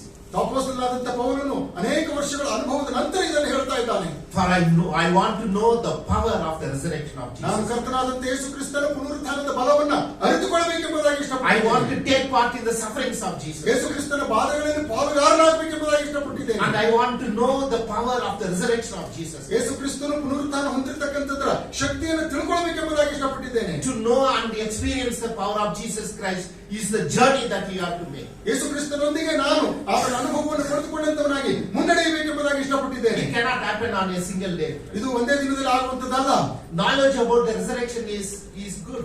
So Yesu ಕ್ರಿಸ್ತನು ಪುನರುತ್ಥಾನ ಹೊಂದಿರತಕ್ಕಂಥದ್ದನ್ನು ತಿಳ್ಕೊಳ್ಳುವಂತ ಜ್ಞಾನ ಒಳ್ಳೆಯದು. But experiencing the power of the resurrected Christ is the journey that we have to take. ಪುನರುತ್ಥಾನ ಹೊಂದಿರತಕ್ಕಂಥ ಯೇಸು ಕ್ರಿಸ್ತನ ಬಲವನ್ನು ಪಡೆದುಕೊಂಡು ಆತನೊಂದಿಗೆ ನಡೆಯುವಂತ ಅನುಭವ ಬೇರೆ. Therefore, Apostle Paul says that when I want to know the resurrected power of Jesus Christ, I want to run the race. ಯೇಸು ಕ್ರಿಸ್ತನ ಪುನರುತ್ಥಾನದ ಬಲವನ್ನ ತಿಳ್ಕೊಂಡ ಮೇಲೆ ನಾನು ಓಟವನ್ನು ಓಡುತ್ತೇನೆ ಎಂಬುದಾಗಿ ಪೌಲನು ಹೇಳ್ತಾ And ಇದ್ದಾನೆ. in this race, I want to win and get the crown of Jesus. ಈ ಒಂದು ಓಟದಲ್ಲಿ ನಾನು ಓಡಿ ನಾನು ಜಯಮಾಲೆಯನ್ನು ಹೊಂದುತ್ತೇನೆ ಎಂಬುದಾಗಿ ಹೇಳ್ತಾ ಇದ್ದಾನೆ. We will understand the fullness of the power of the resurrected Christ only when we receive the crown in heaven. So ನಾವು ಪರಲೋಕದಲ್ಲಿ ಆ ಕಿರೀಟವನ್ನು ಪಡ್ಕೊಂಡ ಮೇಲೆಯೇ ನಾವು ಕ್ರಿಸ್ತನೊಂದಿಗೆ ಪುನರುತ್ಥಾನ ಹೊಂದಿರತಕ್ಕಂಥ ಕ್ರಿಸ್ತನೊಂದಿಗೆ ಓಡಿದ್ದೇವೆ ಅನ್ನುವಂತ Then at that time, the likeness of God will be fully revealed to us. ಆ ಸಮಯದಲ್ಲಿ ನಾವು ದೇವರ ಪರಿಪೂರ್ಣತೆಯನ್ನು ಪೂರ್ಣವಾಗಿ ನೋಡುವಂತವರಾಗುತ್ತೇವೆ. In Jesus Christ, we know the God's glory. ಯೇಸು ಕ್ರಿಸ್ತನಲ್ಲಿ ದೇವರ ಮಹಿಮೆಯನ್ನು ಕಾಣುವಂತವರಾಗುತ್ತೇವೆ. So in the knowing the resurrection power of Jesus Christ is a journey we must make. So Yesu ಕ್ರಿಸ್ತನ ಪುನರುತ್ಥಾನದ ಬಲವನ್ನು ತಿಳ್ಕೊಂಡು ನಾವು ಆತನ ಜೊತೆಗೆ ಮುಂದೆ ಹೋಗುವಂತವರಾಗಬೇಕು. So therefore, every Christian, every church must set the journey to knowing about the power of so Jesus. ಪ್ರತಿಯೊಬ್ಬ ಕ್ರೈಸ್ತನು ಪ್ರತಿಯೊಂದು ಸಭೆಯೂ ಕೂಡ ಯೇಸು ಕ್ರಿಸ್ತನ ಪುನರುತ್ಥಾನದ ಬಲವನ್ನು ತಿಳ್ಕೊಂಡು ಆ ಪ್ರಯಾಣವನ್ನು ಮಾಡುವಂತವರಾಗಿರಬೇಕು. After the resurrection of Jesus Christ, there were no media available to publicize this. ಯೇಸು ಕ್ರಿಸ್ತನ ಪುನರುತ್ಥಾನನಾದ ಮೇಲೆ ಪ್ರಚಾರ ಮಾಡುವುದಕ್ಕೋಸ್ಕರವಾಗಿ ಯಾವ ಮಾಧ್ಯಮ ಕೇಂದ್ರಗಳು ಇರಲಿಲ್ಲ. It has to go through mouth to mouth. ಅದು ಬಾಯಿಂದ ಬಾಯಿಗೆ ಹೋಗಬೇಕಾಗಿತ್ತು. It took long time. ಇದು ಬಹಳ ದಿವಸಗಳ ಸಮಯ ತೆಗೆದುಕೊಂಡಿತು. How you can expect that the entire world has to be reached if we do not have a proper communication? So ನಾವು ಸರಿಯಾದಂತ ಒಂದು ಸಂಪರ್ಕವನ್ನು ಇಟ್ಟುಕೊಳ್ಳದೆ ಹೋದ್ರೆ ಈ ಇಡೀ ಪ್ರಪಂಚಕ್ಕೆ ಯೇಸು ಕ್ರಿಸ್ತನು ಸತ್ತರೊಳಗಿಂದ ಎದ್ದಿದ್ದಾನೆ ಎಂಬುವಂತ ಸುದ್ದಿ ಹೇಗೆ ಆಗಬೇಕು? You may be thinking that there was no communication system available at that ಆ time. ಸಮಯದಲ್ಲಿ ಯಾವುದೇ ಸಂಪರ್ಕ ಸಾಧನಗಳು ಇರಲಿಲ್ಲ ಎಂಬುದಾಗಿ ನೀವು ಅಂದುಕೊಂಡಿರಬಹುದು. The best communication system they had is the power of the Holy Spirit. So ಅವರಲ್ಲಿರ್ತಕ್ಕಂಥ ಉತ್ತಮವಾದಂತ ಸಂಪರ್ಕ ಸಾಧನ ಯಾವುದು ಅಂತ ಹೇಳಿದ್ರೆ ಪರಿಶುದ್ಧಾತ್ಮನ ಬಲ. That was the greatest power, the medium to communicate the gospel of ಈ Jesus. ಒಂದು ಸ್ವಾರ್ಥೆಯನ್ನು ಸಾರುವುದಕ್ಕೋಸ್ಕರವಾಗಿ ಪರಿಶುದ್ಧಾತ್ಮನ ಬಲ ಅದು ಉತ್ತಮವಾದಂತ ಒಂದು ಸಂಪರ್ಕ ಸಾಧನವಾಗಿತ್ತು. Therefore, Jesus believed that this disciple is able to communicate this powerfully to this. ಆದುದರಿಂದಲೇ ಕರ್ತನಾದ ಯೇಸು ಕ್ರಿಸ್ತನು ಈ ಪರಿಶುದ್ಧಾತ್ಮನ ಬಲದಿಂದ ನಮ್ಮ ಶಿಷ್ಯರು ಈ ಕಾರ್ಯವನ್ನು ಮಾಡುವುದಕ್ಕೆ ಶಕ್ತರು ಎಂಬುದಾಗಿ ನಂಬಿದಂತವನು. They did not believe in themselves. ಅವರನ್ನು ತಮ್ಮಷ್ಟಕ್ಕೆ ತಾವು ನಂಬಲಿಲ್ಲ. They thought that they want to go back to their job. ಅವರು ಮತ್ತೆ ತಮ್ಮ ಕೆಲಸಕ್ಕೆ ಹಿಂತಿರುಗಿ ಹೋಗಬೇಕೆಂಬುದಾಗಿ There ಇಷ್ಟಪಟ್ಟರು. were many people who did not even believe Jesus resurrected. ಯೇಸು ಕ್ರಿಸ್ತನು ಎದ್ದಿದ್ದಾನೆ ಎಂಬುದಾಗಿ ಅನೇಕರು ನಂಬಿರಲಿಲ್ಲ. Even some people told him that we saw the resurrected Christ. Some of the disciples did not even ನಾವು believe. ಯೇಸುವನ್ನು ನೋಡಿದ್ದೇವೆ ಎಂಬುದಾಗಿ ಹೇಳಿದ್ರು ಕೂಡ ಕೆಲವು ಶಿಷ್ಯರು ಆತನನ್ನು ನಂಬಲಿಲ್ಲ. They did not believe, but Jesus believed in them. ಆದ್ರೆ ಅವರು ನಂಬದಿದ್ರು, ಯೇಸು ಅವರನ್ನು ನಂಬಿದನು. We want to today, friends, that God believes in you more than you believe in yourself. ನೀವು ದೇವರನ್ನು ನಂಬುವುದಕ್ಕಿಂತಲೂ ಹೆಚ್ಚಾಗಿ ದೇವರು ನಮ್ಮನ್ನು ನಂಬುವಂತವನಾಗಿದ್ದಾನೆ. Believes in each one of you. ನಮ್ಮೆಲ್ಲರನ್ನು ಕೂಡ You may ನಂಬುವಂತವನಾಗಿದ್ದಾನೆ. be thinking that you have nothing to offer to God. ದೇವರಿಗೆ ನಾವು ಕೊಡುವುದಕ್ಕೆ ಏನೂ ಇಲ್ಲ ಎಂಬುದಾಗಿ ಅಂದುಕೊಳ್ಳಬಹುದು. But God thinks you are the investment in the kingdom of God. ದೇವರ ರಾಜ್ಯದಲ್ಲಿ ನೀವೇ ಹೂಡಿಕೆ ಆಗುವಂತವರಾಗಿದ್ದೀರಿ ಅಂತ ಹೇಳಿ ದೇವರಿಗೆ ಗೊತ್ತು. God believes in you. What a good news. What a great news. ದೇವರು ನಮ್ಮಲ್ಲಿ ನಂಬಿಕೆ ಇಟ್ಟಿದ್ದಾನಲ್ಲ, ಎಂತ ಸಂತೋಷದ ವಿಷಯ. Hallelujah. Everyone has to contribute in the kingdom of God. ದೇವರ ರಾಜ್ಯಕ್ಕೋಸ್ಕರವಾಗಿ ನಾವೆಲ್ಲರೂ ಕೊಡುಗೆಯನ್ನು ಕೊಡುವಂತವರಾಗಬೇಕು. Coming back to the disciple Thomas. So ತಮ್ಮನ ಹತ್ರ ನಾವು ಮತ್ತೆ ಬರೋಣ. So they told him that we saw Jesus. So Yesu ಕ್ರಿಸ್ತನನ್ನು ನಾವು ನೋಡಿದ್ದೇವೆ ಎಂಬುದಾಗಿ ತೋಮರಿಗೆ ಹೇಳಿದ್ರು. They also explained to him that what an experience it was when we saw a resurrected Christ glorified. ಯೇಸು ಕ್ರಿಸ್ತನನ್ನು ನಾವು ನೋಡಿದಾಗ ಆತನ ಮಹಿಮೆಯನ್ನು ಕಂಡಾಗ ಎಂತ ಅನುಭವ ಆಯಿತು ಎಂಬುದಾಗಿ ಹೇಳ್ತಾ ಇದ್ದಾರೆ. There was a radiance of God's glory in the face that we saw. ಯೇಸು ಕ್ರಿಸ್ತನ ಮುಖದಲ್ಲಿ ದೈವ ಪ್ರಭಾವ ಇತ್ತು ಅನ್ನುವಂಥದ್ದನ್ನು ಹೇಳ್ತಾ ಇದ್ದಾರೆ. We don't see Jesus on the cross. ಯೇಸು ಕ್ರಿಸ್ತನನ್ನು ಶಿಲುಬೆ ನಾವು ನೋಡಲಿಲ್ಲ. They did not see the dead Christ. ಯೇಸು ಕ್ರಿಸ್ತನನ್ನು ಸತ್ತಂತ ಸ್ಥಿತಿಯಲ್ಲಿ ನೋಡಲಿಲ್ಲ. They did not see only the face. ಅವರು ಕೇವಲ ಮುಖವನ್ನು ಮಾತ್ರ ನೋಡಲಿಲ್ಲ. But they told him that we have seen the resurrected Christ, that his face was radiance and glory of God. ಅವರು ಯೇಸು ಕ್ರಿಸ್ತನನ್ನು ನೋಡಿದ ಮೇಲೆ ಹೇಳ್ತಾ ಇದ್ದಾರೆ ಆತನ ಮುಖವು ದೈವ ಪ್ರಕಾಶದಿಂದ ಕೂಡಲ್ಪಟ್ಟಿತ್ತು ಎಂಬುದಾಗಿ. The image that we have about Jesus Christ is not painted in the picture. So Yesu ಕ್ರಿಸ್ತನನ್ನು ನಾವು ನೋಡುವಂತದ್ದು ಅದು ಚಿತ್ರದಲ್ಲಿ ಬರೆಯಲ್ಪಟ್ಟಂತದ್ದಲ್ಲ. By the way, all the pictures you see about Jesus Christ is the Europeanized picture. ಯೇಸು ಕ್ರಿಸ್ತನ ಚಿತ್ರಗಳನ್ನು ನೋಡುವಾಗ ಯುರೋಪ್ ದೇಶದ ಚಿತ್ರಗಳನ್ನು ನಾವು ನೋಡ್ತೇವೆ. And I told you this story that in our church we have people who are related to Jesus. ಯೇಸು ಕ್ರಿಸ್ತನಿಗೆ ಸಂಬಂಧಪಟ್ಟ ಅವರ ಸಭೆಯಲ್ಲಿ ಕೆಲವರು ಇದ್ದಾರೆ. ಯೇಸು ಕ್ರಿಸ್ತನ ವಂಶಾವಳಿಯಿಂದ ಬಂದಂತವರು, ಅವ್ರಿಗೆ ಸಂಬಂಧಪಟ್ಟಂತವರು.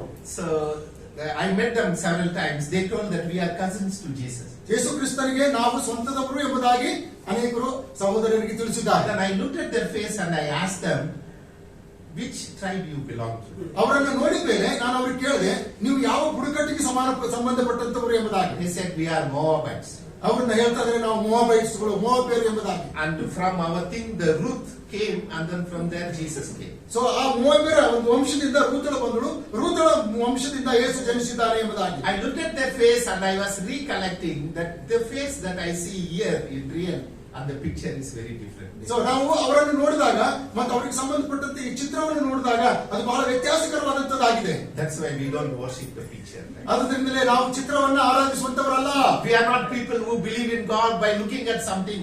ನಾವು ಯಾವುದೋ ಒಂದು ನೋಡಿ ದೇವರು ಅದರಲ್ಲಿದ್ದಾನೆ ಎಂಬುದಾಗಿ ನಂಬುವಂತವರಲ್ಲ. But we believe in the experience of the resurrected power of God. ಆದರೆ ನಾವು ಕರ್ತನಾದ ಯೇಸು ಕ್ರಿಸ್ತನ ಪುನರುತ್ಥಾನದ ಬಲವನ್ನ ಅನುಭವಿಸುವಂತವರಾಗಿದ್ದೇವೆ. Jesus himself told in John chapter 17 that blessed are those who will not see me but yet they will believe. So ನನ್ನನ್ನು ನೋಡದೇ ಇರ್ತಕ್ಕಂಥವರು ಧನ್ಯರು ಎಂಬುದಾಗಿ ಯೋಹಾನ ಬರೆದ ಸುವಾರ್ತೆ 17ನೇ ಅಧ್ಯಾಯದಲ್ಲಿ ವಚನದಲ್ಲಿ ಹೇಳ್ತಾನೆ. He also prayed for people who are not yet seen, but who will be believed. That is the church. God is prophesying. ತನ್ನನ್ನು ನೋಡದೇ ಇರ್ತಕ್ಕಂಥವರು ಕೂಡ ತನ್ನನ್ನು ನಂಬುವಂತವರಾಗಿದ್ದ ಕಾರಣವಾಗಿ ಯೇಸು ಕ್ರಿಸ್ತನು ತನ್ನ ಸಭೆಯ ಕುರಿತು ಪ್ರವಾದನ ರೂಪದಲ್ಲಿ ಹೇಳಿದ್ದಾನೆ. So when they were explaining they were in excitement, they were explaining the experience they had with the resurrected ತಾವು Christ. ಉತ್ಸುಕತೆ ಉಳ್ಳಂತವರಾಗಿ ಪುನರುತ್ಥಾನ ಹೊಂದಿರುವಂತಹ ಯೇಸು ಕ್ರಿಸ್ತನ ಕುರಿತು ತಮ್ಮ ಅನುಭವವನ್ನ ತೋಮನ ಜೊತೆ ಹಂಚಿಕೊಳ್ತಾ ಇದ್ದಾರೆ.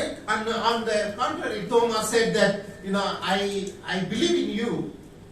I believe in you. So Thoma ಅದಕ್ಕೆ ತದ್ವಿರುದ್ಧವಾಗಿ ಹೇಳ್ತಾನೆ, ನಾನು ನಿಮಗೆ ನಂಬುತ್ತೇನೆ, I accept whatever you are saying. ನೀವು ಹೇಳುವಂತದ್ದೆಲ್ಲ ನಾನು ಅಂಗೀಕಾರ ಮಾಡಿಕೊಳ್ಳುತ್ತೇನೆ. But unless I put my own finger in his wounds, I am not willing to believe. ಆದರೂ ಕೂಡ ನಾನು ನನ್ನ ಸ್ವಂತ ಬೆರಳನ್ನ ಆತನ ಗಾಯಗಳಲ್ಲಿ ಹಾಕದ ಹೊರತು ನಾನು ನಂಬುವುದಿಲ್ಲ ಅಂತ ಹೇಳ್ತಾ ಇದ್ದಾನೆ. Imagine if some of us were there in the team. So ಆ ಒಂದು ತಂಡದಲ್ಲಿ ನಾವೇ ನಮ್ಮೊಳಗೆ ಯಾರಾದ್ರೂ ಇರುವುದಾದ್ರೆ ಆಲೋಚನೆ ಮಾಡಿ. We would have said, what kind of person you are. So ಎಂತ ಮನುಷ್ಯನು ನೀನು ಅಂತ ಹೇಳಿ ಅನ್ಬೋದು. You walked, you ate, you slept with Jesus for the last 3.5 years. 3.5 ವರ್ಷಗಳ ಕಾಲ ಯೇಸು ಕ್ರಿಸ್ತನೊಂದಿಗೆ ನಡೆದಿದ್ಯಾ, ಮಾತಾಡಿದ್ಯಾ, ಊಟ ಮಾಡಿದ್ಯಾ, ಆತನ ಜೊತೆಯಲ್ಲಿ ಕೂತ್ಕೊಂಡಿದ್ಯಾ, ಎಂತ ಮನುಷ್ಯನು ನೀನು ಅಂತ. And many times he spoke that you destroy me, on third day God is able to raise me from the dead. So ನನ್ನನ್ನು ಜನರು ಕೊಲ್ತಾರೆ, ನಾನು ಸತ್ತವರಿಂದ 3 ದಿನ ಆದ್ಮೇಲೆ ದೇವರು ನನ್ನನ್ನು ಎಬ್ಬಿಸ್ತಾನೆ ಎಂಬುದಾಗಿ ಕೂಡ ಹೇಳಿದ್ದಾನೆ. But even after 3.5 years of receiving, believing and walking and sleeping and talking with him, you are not able to. So 3.5 ವರ್ಷಗಳ ಕಾಲ ಆತನ ಜೊತೆಯಲ್ಲಿ ನಡೆದಿಯಾ, ಊಟ ಮಾಡಿದ್ಯಾ, ಮಲಕೊಂಡಿದ್ಯಾ, ಕೂತ್ಕೊಂಡಿದ್ಯಾ, ಎಲ್ಲಾ ಕಾರ್ಯಗಳನ್ನು ನೋಡಿದ್ಯಾ, ಆದ್ರೂ ಕೂಡ ನಂಬ್ತಾ ಇಲ್ವಲ್ಲ. So no one was able to convince him. So ಯಾರು ಕೂಡ ಆ ಸಮಯದಲ್ಲಿ ಅವನಿಗೆ ನಂಬಿಕೆ ಬರುವಂತೆ ಮಾಡೋಕ್ಕಾಗ್ತಾ ಇಲ್ಲ. If we were there, if Thomas was part of our mission team, so ನಾವಲ್ಲಿದ್ದು ನಮ್ಮ ಜೊತೆಯಲ್ಲಿ ತೋಮ ಮಿಷನ್ ಒಂದು ಪಾರ್ಟ್ನರ್ ಆಗಿದ್ರೆ, or he was a part of the local church board of DJNC. So DCNC ಈ ಒಂದು ಸಭೆಯ ಒಂದು ಸದಸ್ಯನಾಗಿದ್ರೆ, So next year we don't elect him. So- He doesn't believe. ಮುಂದಿನ ವರ್ಷ ಅವರಿಗೆ ನಾವು ಆಯ್ಕೆ ಮಾಡೋದಿಲ್ಲ, ಯಾಕಂದ್ರೆ ನಂಬ್ತಾ ಇಲ್ಲ. We can't work with a person like this. So ಇಂಥ ಒಬ್ಬ ವ್ಯಕ್ತಿಯ ಜೊತೆ ನಾವು ಕೆಲಸ ಮಾಡೋದಕ್ಕೆ ಆಗುದಿಲ್ಲ. Because we want somebody who knows and we tell that yes, I will come, let's do it. So ಯಾರಾದ್ರೂ ಒಬ್ರು ನಂಬಿದಂತವ್ರು ಬೇಕು, ಬನ್ರಿ ನಾವು ಕೂಡಿ ಹೋಗಿ ಈ ಕೆಲಸವನ್ನು ಮಾಡೋಣ ಎಂಬುದಾಗಿ ಹೇಳುವಂತವ್ರು ಬೇಕು. But God is not going to work in that way. He said that yes, I know you won't believe. So ಅವ್ರು ಯೇಸು ಸ್ವಾಮಿ ಗೊತ್ತಿದೆ ನೀವು ನನಗೆ ನಂಬುವುದಿಲ್ಲ ಅಂತ ಹೇಳಿ. I know many will not believe this. So ಈ ವಿಷಯದಲ್ಲಿ ಅನೇಕರು ನಂಬುವುದಿಲ್ಲ ಅಂತ ಗೊತ್ತಿದೆ. But I am willing to come back again for one single person to reconfirm that I am resurrected. ಆದ್ರೂ ಕೂಡ ನಾನು ಒಬ್ಬ ವ್ಯಕ್ತಿಯನ್ನ, ಏಕೈಕ ವ್ಯಕ್ತಿಗೆ ನಾನು ಒಂದು ಏನಂದ್ರೆ ಅರಿವು ಉಂಟು ಮಾಡುವುದಕ್ಕೋಸ್ಕರವಾಗಿ ಪುನಃ ಅವನನ್ನು ಸಂಧಿಸ್ತೇನೆ ಎಂಬುದಾಗಿ. I believe there were 120 people in the upper room, right? So ಮೇಲಂತಸ್ತಿನಲ್ಲಿ 120 ಜನರಿದ್ರು, Correct? ಕರೆಕ್ಟ್ ಅಲ್ಲ? ಎಷ್ಟು ಜನ ಇದ್ರು ಮೇಲಂತಸ್ತಿನಲ್ಲಿ? ಉಪ್ಪರಿಗೆಯಲ್ಲಿ, ಮೇಲುಪ್ಪರಿಗೆಯಲ್ಲಿ ಎಷ್ಟು ಜನ ಇದ್ರು? ಅಪೊಸ್ತಲ ಕೃತ್ಯ 1ನೇ ಅಧ್ಯಾಯ ಲಾಸ್ಟ್ ವಚನ, ಅಪೊಸ್ತಲ ಕೃತ್ಯ 2ನೇ ಅಧ್ಯಾಯ 1ನೇ ವಚನ, ಎಷ್ಟು ಜನ ಇದ್ರು? ಎಷ್ಟು ಜನ? ಸರಿ, 120 ಜನ ಇದ್ರು. Okay, Thomas was not there? Thomas ಇರ್ಲಿಲ್ಲ? Okay, he was not there. So ತೋಮ 119. ಇರ್ಲಿಲ್ಲ. 119 ಜನ. Even if you think 119 people. So ನಾವು ನೋಡ್ತೇವೆ ಅಲ್ಲಿ 119 ಜನ. Then 118 people believed Jesus Christ. 119 ಜನ ಯೇಸುವನ್ನು ನಂಬಿದ್ರು. Only one person did not, Thomas. ಒಬ್ಬರು ಮಾತ್ರ ನಂಬಲಿಲ್ಲ. Not because he was not there at that time. ಅವನ ಅಲ್ಲಿಲ್ಲ ಅಂತ ಹೇಳಿ ಎಂಬುದಾಗಿ ಅಲ್ಲ. If Jesus would have thought, it's okay because I have 118 people to believe and communicate the gospel. So ಅವರು 119 ಜನರು ಇದ್ದಾರಲ್ಲ, ಅಷ್ಟು ಮಾತ್ರ ಸಾಕು, ಇವ್ರ ಮೂಲಕವಾಗಿ ನಾನು ಸುವಾರ್ತೆಯನ್ನ ಎಲ್ಲ ಕಡೆಗಳಲ್ಲೂ ಕೂಡ ಸಾರಬಹುದು ಎಂಬುದಾಗಿ. Remember the parable Jesus spoke. ಯೇಸು ಸ್ವಾಮಿ ಮಾತಾಡಿರ್ತಕ್ಕಂಥ ಸಾಮ್ಯದ ಬಗ್ಗೆ ಆಲೋಚನೆ ಮಾಡಿ. One man has 100 sheep. ಒಬ್ಬನ ಹತ್ರ 100 ಕುರಿಗಳಿದ್ದವು. One woman had 10 coins. So ಒಬ್ಬ ಹೆಣ್ಮಗಳ ಹತ್ರ 10 ನಾಣ್ಯಗಳಿದ್ದವು. He said that she lost one. ಅವುಗಳಲ್ಲಿ ಒಂದನ್ನು ಆಕೆ ಕಳೆದುಕೊಂಡು ಬಿಟ್ಟಳು. The shepherd lost one sheep out of 99. So 100 ಕುರಿಗಳಲ್ಲಿ ಆ ಕುರುಬನು ಒಂದು ಕುರಿಯನ್ನು ಕಳೆದುಕೊಂಡ. He left the 99 back home and he went searching for the one sheep. 99 ಕುರಿಗಳನ್ನು ಅಡವಿಯಲ್ಲಿ ಬಿಟ್ಟು ಕಳೆದು ಹೋದಂತ ಕುರಿಯನ್ನು ಹುಡುಕಿಕೊಂಡು ಹೋದ. So Jesus told him that I am willing to minister to one single soul. So ನಾನು ಒಂದು ವ್ಯಕ್ತಿಗೋಸ್ಕರವಾಗಿ, ಒಂದು ಆತ್ಮಕ್ಕೋಸ್ಕರವಾಗಿ ನಾನು ಕೆಲಸ ಮಾಡ್ತೇನೆ ಎಂಬುದಾಗಿ. They are all remembering this. Have not our master told that there was a man who was 100 sheep, but he was worried about one lost sheep. So ಅವರು ಆ ಸಮಯದಲ್ಲಿ ಇದನ್ನು ನೆನಪು ಮಾಡಿಕೊಳ್ಳುವಂತವರಾದರು. ಒಬ್ಬ ವ್ಯಕ್ತಿ ತನ್ನಲ್ಲಿ 100 ಕುರಿಗಳಿದ್ದಾಗ ಅದರಲ್ಲಿ ಒಂದು ತಪ್ಪಿಸಿಕೊಂಡು ಹೋದಾಗ ಅದನ್ನು ಹುಡುಕಲಿಲ್ಲವೇ ಎಂಬುದಾಗಿ. So then he reappeared to Thomas. ಮತ್ತೊಂದು ಸಾರಿ ತೋಮನಿಗೆ ಯೇಸು ಸ್ವಾಮಿ ಕಾಣಿಸಿಕೊಂಡ. Thomas was that one lost sheep. ತೋಮನು ಅಲ್ಲಿ ಕಳೆದು ಹೋದಂತ ಕುರಿ ಅಂತಿದ್ದನು. He was lost the one coin. ಅವನು ಒಂದು ನಾಣ್ಯವನ್ನು ಕಳೆದುಕೊಂಡಂತ ವ್ಯಕ್ತಿ ಆಗಿದ್ದನು. God was able to make an extra trip, one more special trip to make him believe. So Yesu ಕ್ರಿಸ್ತನು ಅವನನ್ನು ಸಂಧಿಸುವುದಕ್ಕಾಗಿ ಒಂದು ಹೆಚ್ಚಾದಂತ ಸಮಯವನ್ನು ತೆಗೆದುಕೊಂಡಂತವನಾದನು. God wants to meet you as a person. ದೇವರು ನಮ್ಮನ್ನ ವ್ಯಕ್ತಿಗತವಾಗಿ ಸಂಧಿಸುವುದಕ್ಕಾಗಿ ಇಷ್ಟಪಡ್ತಾನೆ. You may be thinking, can God come for me alone? ನನ್ನೊಬ್ಬನಿಗೋಸ್ಕರ ದೇವರು ಬರ್ತಾನ ಎಂಬುದಾಗಿ ನೀವು ತಿಳ್ಕೊಳ್ಳಬಹುದು. Yes, he is willing to come. He wants to search that one single soul ಹೌದು lost. ಹೌದು, ಕಳೆದು ಹೋಗಿರ್ತಕ್ಕಂಥ ಒಂದು ಆತ್ಮವನ್ನು ಆತ ಹುಡುಕಿಕೊಂಡು ಬರುವಂತವನಾಗಿದ್ದಾನೆ. So God came the second time. ಯೇಸು ಕ್ರಿಸ್ತನು ಎರಡನೇ ಸಾರಿ ಅಲ್ಲಿಗೆ ಬಂದನು. And then he told Thomas that, Thomas, I know that you want to believe only by seeing me. So ತೋಮನಿಗೆ ಹೇಳ್ತಾ ಇದ್ದಾನೆ, ಯೇಸು ಸ್ವಾಮಿ ನೀನು ನೋಡುವುದರಿಂದ ಮಾತ್ರ ನಂಬುತ್ತಿ ಅಂತ ಹೇಳಿ ನನಗೆ ಗೊತ್ತು. God did not rejected him because of his unbelief. So ಅವನ ಅಪನಂಬಿಕೆ ಕಾರಣವಾಗಿ ಯೇಸು ಸ್ವಾಮಿ ಅವನನ್ನು ತಿರಸ್ಕರಿಸಲಿಲ್ಲ. God did not reject him because he was only single person, all others are believing. So ಎಲ್ಲರೂ ನಂಬಿದ್ದಾರೆ, ಇವನು ಮಾತ್ರ ನಂಬಿಲ್ಲ ಎಂಬುದಾಗಿ ದೇವರು ಅವನನ್ನು ತಿರಸ್ಕರಿಸಲಿಲ್ಲ. But he came and he told him that now you can put your fingers on my wound and you can believe. So Yesu ಸ್ವಾಮಿ ಅವನ ಮುಂದೆ ನಿಂತು, ಈಗ ನನ್ನ ಗಾಯಗಳಲ್ಲಿ ನಿನ್ನ ಕೈಗಳನ್ನು ಹಾಕಿ ನಂಬು ಅಂತ ಹೇಳಂದ. At that time the wound was healing. So ಆ ಸಮಯದಲ್ಲಿ ಗಾಯಗಳು ಮಾಯ್ತಾ ಇದ್ದವು. If you have wounds like this and if you put your finger and do like this, what will happen? ಕೈಗೆ ಗಾಯ ಆದ್ರೆ ಅದರಲ್ಲಿ ಬೆರಳಾಕಿ ತಿರುಗಿದ್ರೆ ಏನಾಗ್ತದೆ? The wounds become fresh. So ಮತ್ತೆ ಗಾಯ ತಾಜಾ ಆಗ್ಬಿಡ್ತದೆ. In other words, for me, what I understand, he crucified Jesus one more time. So ಆ ರೀತಿಯಿಂದ ಮಾಡುವುದಾದ್ರೆ ನನ್ನ ಒಂದು ದೃಷ್ಟಿಯಲ್ಲಿ ಏನಾಗ್ತದೆ ಅಂತ ಹೇಳಿದ್ರೆ, ಯೇಸುವನ್ನ ಮತ್ತೆ ಶಿಲುಬೆಗೆ ಹಾಕಿದ ಹಾಗೆ ಆಗುತ್ತದೆ. He wounded for one single soul. So ಒಂದು ಆತ್ಮಕ್ಕೋಸ್ಕರವಾಗಿ ಆತ್ಮ ಗಾಯಪಟ್ಟಂತವನಾಗಿದ್ದಾನೆ. That's why Peter is saying that I want to know the power of Jesus Christ, the resurrection power of Jesus Christ. I want to partake in the sufferings of Jesus. ಅದಕ್ಕೋಸ್ಕರವಾಗಿ ಅಪೊಸ್ತಲನಾದಂತ ಪೌಲನು ಹೇಳ್ತಾನೆ, ನಾನು ಪುನರುತ್ಥಾನದ ಶಕ್ತಿಯನ್ನು ತಿಳಿದುಕೊಂಡಂತವನಾಗಿ ಆತನ ಬಾಧೆಗಳಲ್ಲಿ ಪಾಲುಗಾರನಾಗಬೇಕು ಎಂಬುವಂತ ಪದವಿಯನ್ನ ಪಡ್ಕೊಳ್ಳುವುದಕ್ಕಾಗಿ ಬಯಸುತ್ತೇನೆ. Even today, some of us want to put our fingers on Jesus with our unbelief and we want to make a fresh wound and crucify Jesus. ಯೇಸು ಕ್ರಿಸ್ತನನ್ನು ಈಗಲೂ ಕೂಡ ಅನೇಕರು ಅಪನಂಬಿಕೆ ಕಾರಣವಾಗಿ ಆತನ ಗಾಯದಲ್ಲಿ ಕೈ ಹಾಕಿ ಮತ್ತೆ ಅದನ್ನು ತಾಜಾ ಮಾಡಿ ಶಿಲುಬೆಗೆ ಹಾಕುವುದಕ್ಕಾಗಿ ಇಷ್ಟಪಡುವಂತವರಾಗಿದ್ದಾರೆ. But Jesus is willing.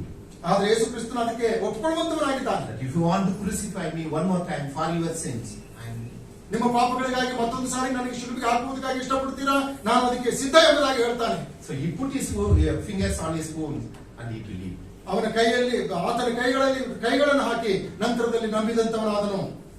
And there were many conversations happened between this.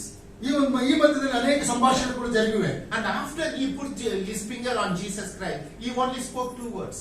So ಯೇಸು ಸ್ವಾಮಿಯ ಕೈಗಳಲ್ಲಿ ಅವನು ಬೆರಳನ್ನು ಹಾಕಿದ ಮೇಲೆ ಎರಡು ಮಾತುಗಳನ್ನು ಆಡಿದನು. Can anyone remember? Thank you.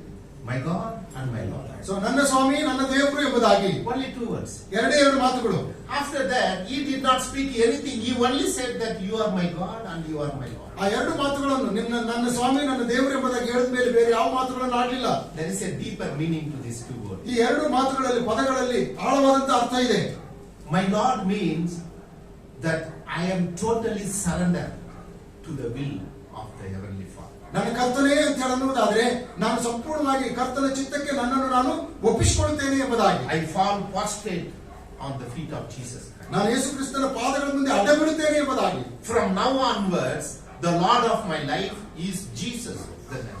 ನನ್ನ ಜೀವಿತದ ಮುಂದಿನ ಪಾಲು ಕರ್ತನಾದಂತ ನಜರೇತಿನ ಯೇಸು ಕ್ರಿಸ್ತನ ಎಂಬುದಾಗಿ. For my life, the resurrected Christ is the center of my life. ನನ್ನ ಜೀವಿತದಲ್ಲಿ ಪುನರುತ್ಥಾನ ಹೊಂದಿರತಕ್ಕಂಥ ಯೇಸು ಕ್ರಿಸ್ತನು ಕೇಂದ್ರ ಬಿಂದುವಾಗಿರುತ್ತಾನೆ ಎಂಬುದಾಗಿ.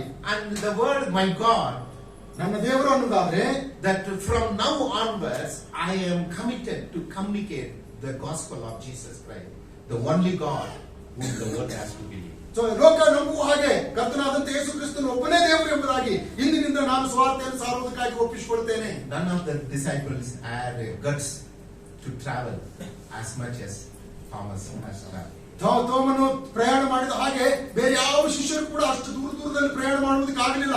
There were most of the disciples, they were doing the ministry within their country.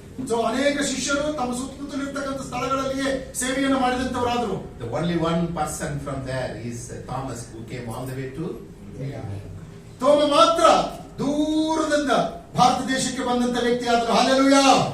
9,670 kilometers. 9,670 ಕಿಲೋಮೀಟರ್ಗಳ ಪ್ರಯಾಣ. Traveled in Emirates. So Emirates ನಿಂದ ಅವನು ಪ್ರಯಾಣ ಮಾಡಿಕೊಂಡು ಬಂದ. with all the 2 suitcases. Travel in Emirates flight. Okay, ಅವನು ಅಷ್ಟು ದೂರದಿಂದ ಪ್ರಯಾಣ ಮಾಡ್ಕೊಂಡು ಬಂದ. It's only a 7 hours journey. ಅದು ಕೇವಲ 7 ತಾಸಿನ ಪ್ರಯಾಣ ಮಾತ್ರವಾಗಿತ್ತು. Like we now come from Dubai, it's a 7 hours. It's 5 hours journey. So ದುಬೈದಿಂದ ಇಲ್ಲಿಗೆ ಬರೋದಕ್ಕೆ 5 ತಾಸಿನ journey. So he didn't know where he is going. So ಅವನಿಗೆ ಗೊತ್ತಿರಲಿಲ್ಲ ಎಲ್ಲಿಗೆ ಹೋಗ್ತಾ ಇದ್ದೇನೆ ಎಂಬುದಾಗಿ. He didn't know where he is going to stay. So ಎಲ್ಲಿ ಉಳ್ಕೊಳ್ಬೇಕು ಅನ್ನುವಂಥದ್ದು ಕೂಡ He ಗೊತ್ತಿರಲಿಲ್ಲ. didn't know what people eat in India. So Bharat ದೇಶದಲ್ಲಿ ಜನ ಏನು ಊಟ ಮಾಡ್ತಾರೆ ಅಂತ ಹೇಳಿ ಕೂಡ ಗೊತ್ತಿರಲಿಲ್ಲ. He didn't know what language they will speak. So Bharat ದೇಶದಲ್ಲಿ ಯಾವ ಭಾಷೆ ಮಾತಾಡ್ತಾರೆ ಎಂಬುದಾಗಿ ಕೂಡ ಗೊತ್ತಿರಲಿಲ್ಲ. He didn't know where to stay, where he has whom he has to meet. So ಯಾರನ್ನು ಹೋಗಿ ಅಲ್ಲಿ ಸಂಧಿಸಬೇಕು ಅನ್ನುವಂಥದ್ದು ಕೂಡ ಗೊತ್ತಿರಲಿಲ್ಲ. I want to tell you about the trip pastors, our pastor made. So ನಮ್ಮ ಪಾಸ್ಟರ್ ಅವರು ಮಾಡಿರ್ತಕ್ಕಂಥ ಪ್ರಯಾಣದ ಬಗ್ಗೆ ನಾನು ಹೇಳ್ತೇನೆ. Then I will give you a difference between Thomas and us. So ಥಾಮಸ್ಗೂ ಮತ್ತು ನಮಗಿರ್ತಕ್ಕಂಥ ಮಧ್ಯದಲ್ಲಿರುವಂತಹ ವ್ಯತ್ಯಾಸ ಏನೆಂಬುದಾಗಿ By ಹೇಳ್ತೇನೆ. telling about pastor, it is not for pastor, it is for us. So ಪಾಸ್ಟರ್ಗೆ ಅಂತ ಮಾಡೋದು ನಮಗೆ ಮಾತ್ರವಾಗಿದೆ. Now 1 month before, they contacted the pastor there. So ಒಂದು ತಿಂಗಳ ಹಿಂದೆ ಅಲ್ಲಿರ್ತಕ್ಕಂಥ ಸಭಾಪಾಲಕರನ್ನು ಸಂಧಿಸಿದರು. So they told that is there a need that we can come and minister to the new believers. So ಹೊಸ ವ್ಯಕ್ತಿಗಳ ಹತ್ರ ಬಂದು ನಾವು ಸೇವೆ ಮಾಡುವುದಕ್ಕೋಸ್ಕರವಾಗಿ ಏನಾದರೂ ಅವಶ್ಯಕತೆ ಇದೆಯಾ ಅಂತ ಕೇಳಿದ್ರು. So the pastor replied, yes, we are going to combine 3 churches. We are new people. We want you to explain to them how to grow in the Lord. So ನಾವು 3 ಸಭೆಗಳನ್ನು ಒಂದು ಕಡೆ ಸೇರಿಸ್ತಾ ಇದ್ದೇವೆ. ಅವ್ರ ಮಧ್ಯದಲ್ಲಿ ಬಂದು ಕ್ರಿಸ್ತನಲ್ಲಿ ಹೇಗೆ ಬೆಳೆಯಬೇಕು, ಅಭಿವೃದ್ಧಿ ಆಗಬೇಕು ಎಂಬುದಾಗಿ ನೀವು ಬಂದು ಬೋಧಿಸಬೇಕು ಎಂಬುದಾಗಿ ತಿಳಿಸಿದರು. So they wrote that in their diary and kept it. So ಅವರು ಡೈರಿಯಲ್ಲಿ ಬರೆದು ಅದನ್ನು ಅಲ್ಲಿ ಇಟ್ಬಿಟ್ರು. Every week they call back and forth to get information. They gather as much as information they need. ಅವರು ಪ್ರತಿ ಸಾರಿಯೂ ಕೂಡ ಮಾತಾಡಿಸುತ್ತಾ ಅನೇಕ ಮಾಹಿತಿಗಳನ್ನು ಪಡ್ಕೊಳ್ಳುವಂತವರಾದರು. And then I went last week. They told that when you go there, book our hotel. ಅಲ್ಲಿ ಹೋದ್ಮೇಲೆ ಅವ್ರು ಹೇಳ್ತಾ ಇದ್ದಾರೆ, ಹೋದ ವಾರ ಹೋದಾಗ ಹೇಳ್ತಾ ಇದ್ದಾರೆ ನಮಗೋಸ್ಕರ ಒಂದು ಹೋಟೆಲ್ ಅನ್ನು ಬುಕ್ ಮಾಡಿ ಎಂಬುದಾಗಿ. So day before they went, I was there. So ಮೊದಲ ನಾನು ಸಂಧಿಸಿದಾಗ ಅಲ್ಲಿದ್ದರು ಅವರು. My wife reminded me, we are 3 in the room, so tell them that if we require, we need an extra bed. So ನಾವು 3 ಜನ ಇದ್ದೀವಿ room ನಲ್ಲಿ. ಒಂದು ವೇಳೆ ಇಷ್ಟಪಡುವುದಾದ್ರೆ ಇನ್ನೊಂದು ಬೇರೆ ಎಕ್ಸ್ಟ್ರಾ ಬೆಡ್ ಅನ್ನು ನಾವು ಅಲ್ಲಿ ಹಾಕ್ತೇವೆ ಎಂಬುದಾಗಿ. Then the next information they gathered was, what's the weather like? ನಂತರದಲ್ಲಿ ಅವ್ರು ಕೇಳ್ತಾ ಇದ್ದಾರೆ ಅಲ್ಲಿ ಹವಾಮಾನ ಹೇಗಿದೆ ಅಂತ ಹೇಳಿ. Then I told that it's very hot. So ಅಲ್ಲಿ ಬಹಳ ಬಿಸಿ ಇದೆ ಅಂತ ಹೇಳಿದ್ವಿ ನಾವು. Then they asked me back, will I get a AC room? ಅಲ್ಲಿ ನಾನು AC ರೂಮ್ ಅನ್ನು ಪಡ್ಕೊಳ್ತೇನಾ ಅಂತ ಕೇಳಿದ್ರು. Then I said, yes, it's available. So ನಾನು ಹೇಳಿದೆ ಸಿಗುತ್ತದೆ ಎಂಬುದಾಗಿ. Then they told the pastor, my wife, my husband told me that there's a hot. So ಅವರು ಸಹೋದರ ಮಿಸಸ್ ಹೇಳ್ತಾ ಇದ್ದಾರೆ, ನನ್ನ ಯಜಮಾನರು ಅವರಿಗೆ ಬಹಳ ಬಿಸಿ ಇರ್ತದೆ ಅಂತ ಹೇಳಿದ್ದಾರೆ. So the pastor decided, let me put 2 more fans in the church. ಆ ಸಭೆಯಲ್ಲಿ ಅಂದ್ರೆ ಸಭೆಯಲ್ಲಿ ಒಂದು 2 ಎಕ್ಸ್ಟ್ರಾ ಫ್ಯಾನ್ ಗಳನ್ನು ಹಾಕೋಣ ಎಂಬುದಾಗಿ ಹೇಳಿದ್ರು. Then the last thing they discussed about the food. So ಕೊನೆಯಲ್ಲಿ ಅವರು ಆಹಾರದ ಬಗ್ಗೆ ಮಾತಾಡಿದ್ರು. Then they were planning on where we'll have our breakfast. So ನಾವು ಮುಂಜಾನೆ ಉಪಹಾರವನ್ನು ಎಲ್ಲಿ ತೆಗೆದುಕೊಳ್ಳೋಣ, And then do we go for a veg or non-veg?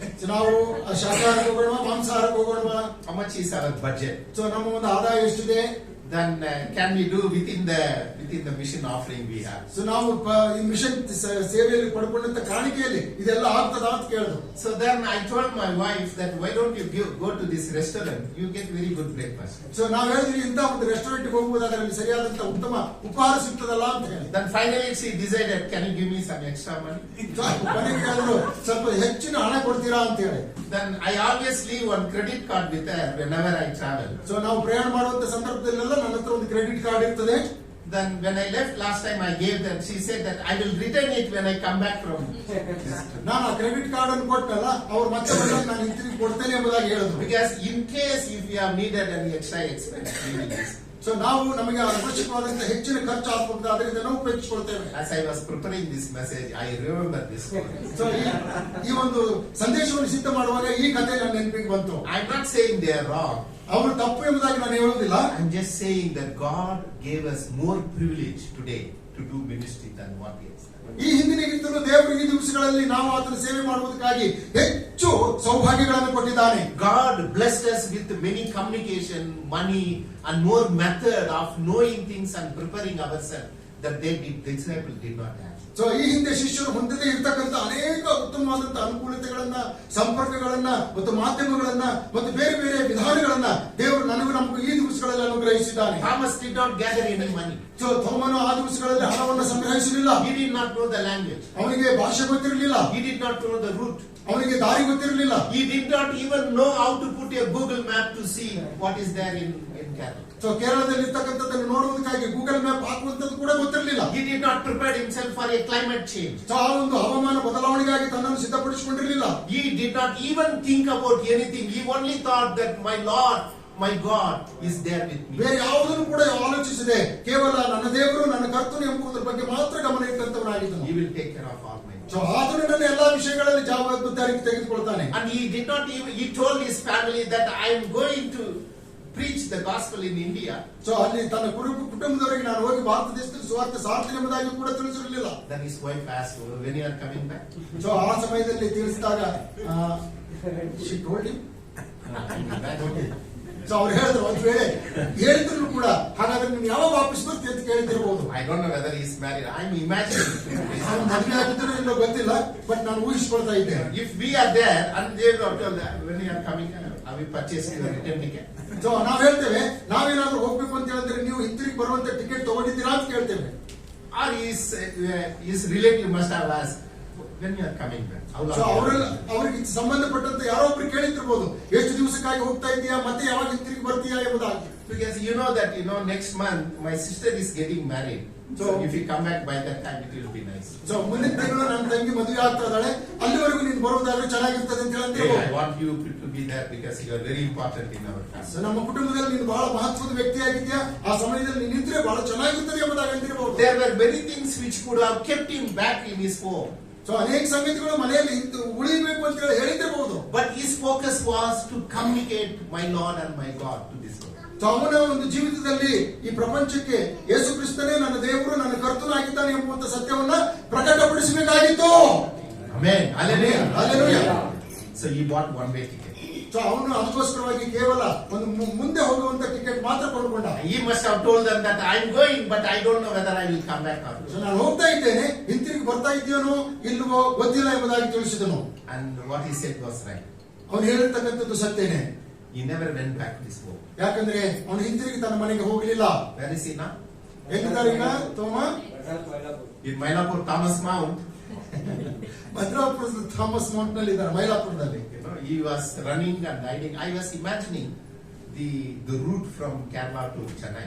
So ಚೆನ್ನೈದಿಂದ ಕೇರಳಕ್ಕೆ ಬರ್ತಕ್ಕಂತ ಆ ಒಂದು ಪ್ರಯಾಣದ ಸಮಯವನ್ನು ನಾನು ಆಲೋಚನೆ ಮಾಡ್ತಾ ಇದ್ದೆ.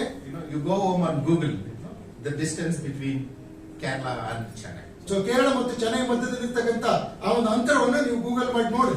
No railway track at that time. So ಆ ಸಮಯದಲ್ಲಿ ರೈಲ್ವೆ ಟ್ರ್ಯಾಕ್ ಇರಲಿಲ್ಲ. No seven ways road. So ಅಲ್ಲಿ ಯಾವುದೇ 7 ಪಥಗಳ ರಸ್ತೆ ಕೂಡ ಇರಲಿಲ್ಲ. No air traffic. ಆ ಸಮಯದಲ್ಲಿ ವಿಮಾನಗಳು ಕೂಡ ಇರಲಿಲ್ಲ. I was imagining when I went to Thomas Mount, I was imagining how this man ended up here. So ನಾನು ಥಾಮಸ್ ಮೌಂಟಿಗೆ ಹೋದಾಗ ನಾನು ಆಲೋಚನೆ ಮಾಡಿದೆ, ಯಾಕೆ ಯಾವ ರೀತಿಯಿಂದ ಈ ವ್ಯಕ್ತಿ ಇಲ್ಲಿ ಬಂದು ತನ್ನನ್ನು ತಾನು ಅಂತ್ಯ ಮಾಡಿಕೊಂಡ ಎಂಬುದಾಗಿ. They kept there one of his fingers there. So ಅಲ್ಲಿ ಅವ್ರದೊಂದು ಉಂಗುರು ರೆಲಿಕ್ಸ್ ಅಂತ ಹೇಳ್ತಾರೆ, ಅಲ್ಲಿ ಇಟ್ಟಿದ್ದಾರೆ. Same thing they did for Lazarus in Cyprus. Cyprus ನಲ್ಲಿ ಲಾಜರಸ್ ಒಂದು ರಿಲೆಕ್ಸ್ ಕೂಡ ಇಟ್ಟಿದ್ದಾರೆ. I always thought, I don't care whether that is his bone or somebody's bone. So ಅದು ಅವ್ರದ್ದು ಉಗುರು ಅಥವಾ ಇನ್ನೊಬ್ಬರು ಉಗುರು ಅನ್ನೋದ್ರ ಕುರಿತು ನಾನು ತಲೆ ಕೆಡಿಸ್ಕೊಳ್ಳುವುದಿಲ್ಲ.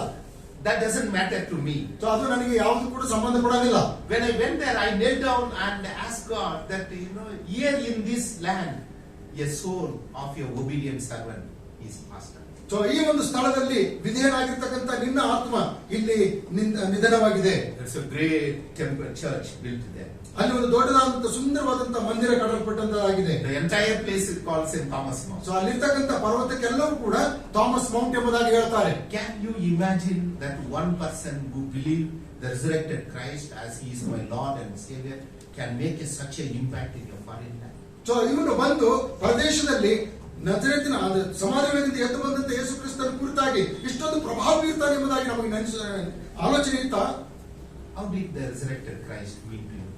ಇವತ್ತಿನ ದಿವಸದಲ್ಲಿ ಪುನರುತ್ಥಾನ ಹೊಂದಿರತಕ್ಕಂಥ ಯೇಸು ನಿಮಗೆ ಏನಾಗಿದ್ದಾನೆ? I know we have a disbelief. So ನಮ್ಮಲ್ಲಿ ಒಂದು ಅಪನಂಬಿಕೆ ಇದೆ ಅಂತಕ್ಕಂಥದ್ದು ನಮ್ಗೆ ಗೊತ್ತು. I know all of us believe that Jesus is resurrected. So Yesu ಕ್ರಿಸ್ತನು ಎದ್ದಿದ್ದಾನೆ ಎಂಬುದಾಗಿ ಎಲ್ಲರೂ ನಂಬುವಂತವರಾಗಿದ್ದೇವೆ. But Is that our experience? ಆದ್ರೆ ಇದು ನಮ್ಮ ವೈಯಕ್ತಿಕವಾದಂತ ಅನುಭವವಾಗಿದೆಯಾ?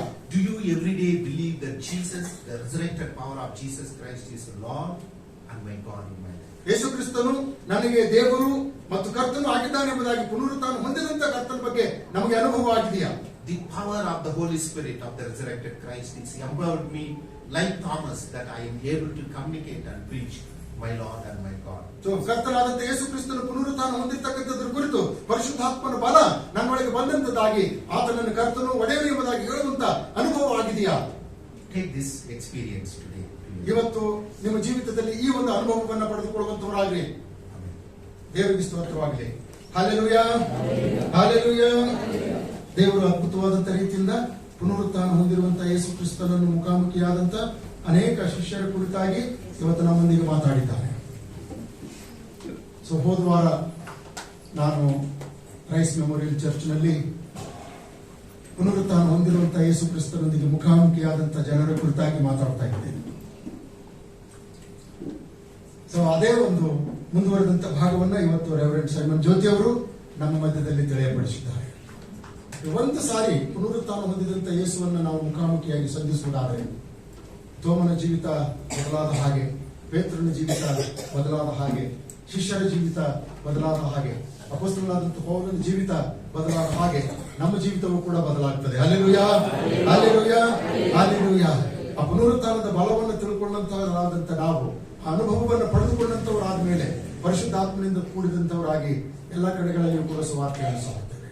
ಕೇವಲ ಬದಲಾವಣೆ ಹೊಂದುವಂಥದ್ದು ಸಾಕಾಗುವುದಿಲ್ಲ, ಬದಲಾವಣೆ ಹೊಂದಿದ ಮೇಲೆ ಏನು ಮಾಡ್ತೀವಿ ಅನ್ನುವಂಥದ್ದು ಕೂಡ ಮುಖ್ಯವಾದಂಥದ್ದಾಗಿದೆ. ಎಲ್ಲ ಶಿಷ್ಯರು ಕೂಡ ಯೇಸು ಕ್ರಿಸ್ತನನ್ನು ಸಂಧಿಸಿದ ಮೇಲೆ ತಮ್ಮ ಜೀವಿತಗಳನ್ನು ಬದಲಾಯಿಸಿಕೊಂಡಂತವರಾಗಿ ಅವರವರಿಗೆ ನೇಮಕವಾದಂತಹ ಸ್ಥಳಗಳಲ್ಲಿ ಅವರು ಸುವಾರ್ತೆಯನ್ನು ಸಾರಿದರು. ಈಗಾಗಲೇ ನಾವು ನೋಡಿದೀವಿ, 9670 ಕಿಲೋಮೀಟರ್ ದೂರದಿಂದ ಬಂದಂತ ತೋಮ ನಮ್ಮ ದೇಶಕ್ಕೆ ಸುವಾರ್ತೆಯನ್ನು ಸಾರಿದ. ಯಾವ ವರ್ಷದಲ್ಲಿ ತೋಮ ನಮ್ಮ ದೇಶಕ್ಕೆ ಬಂದಿದ? In which year Thoma came to India?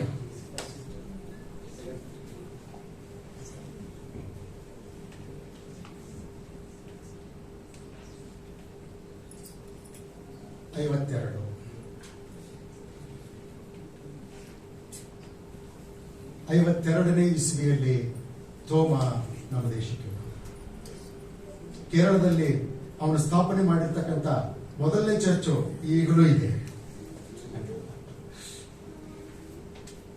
ದೇವರಿಗೆ ಸ್ತೋತ್ರ.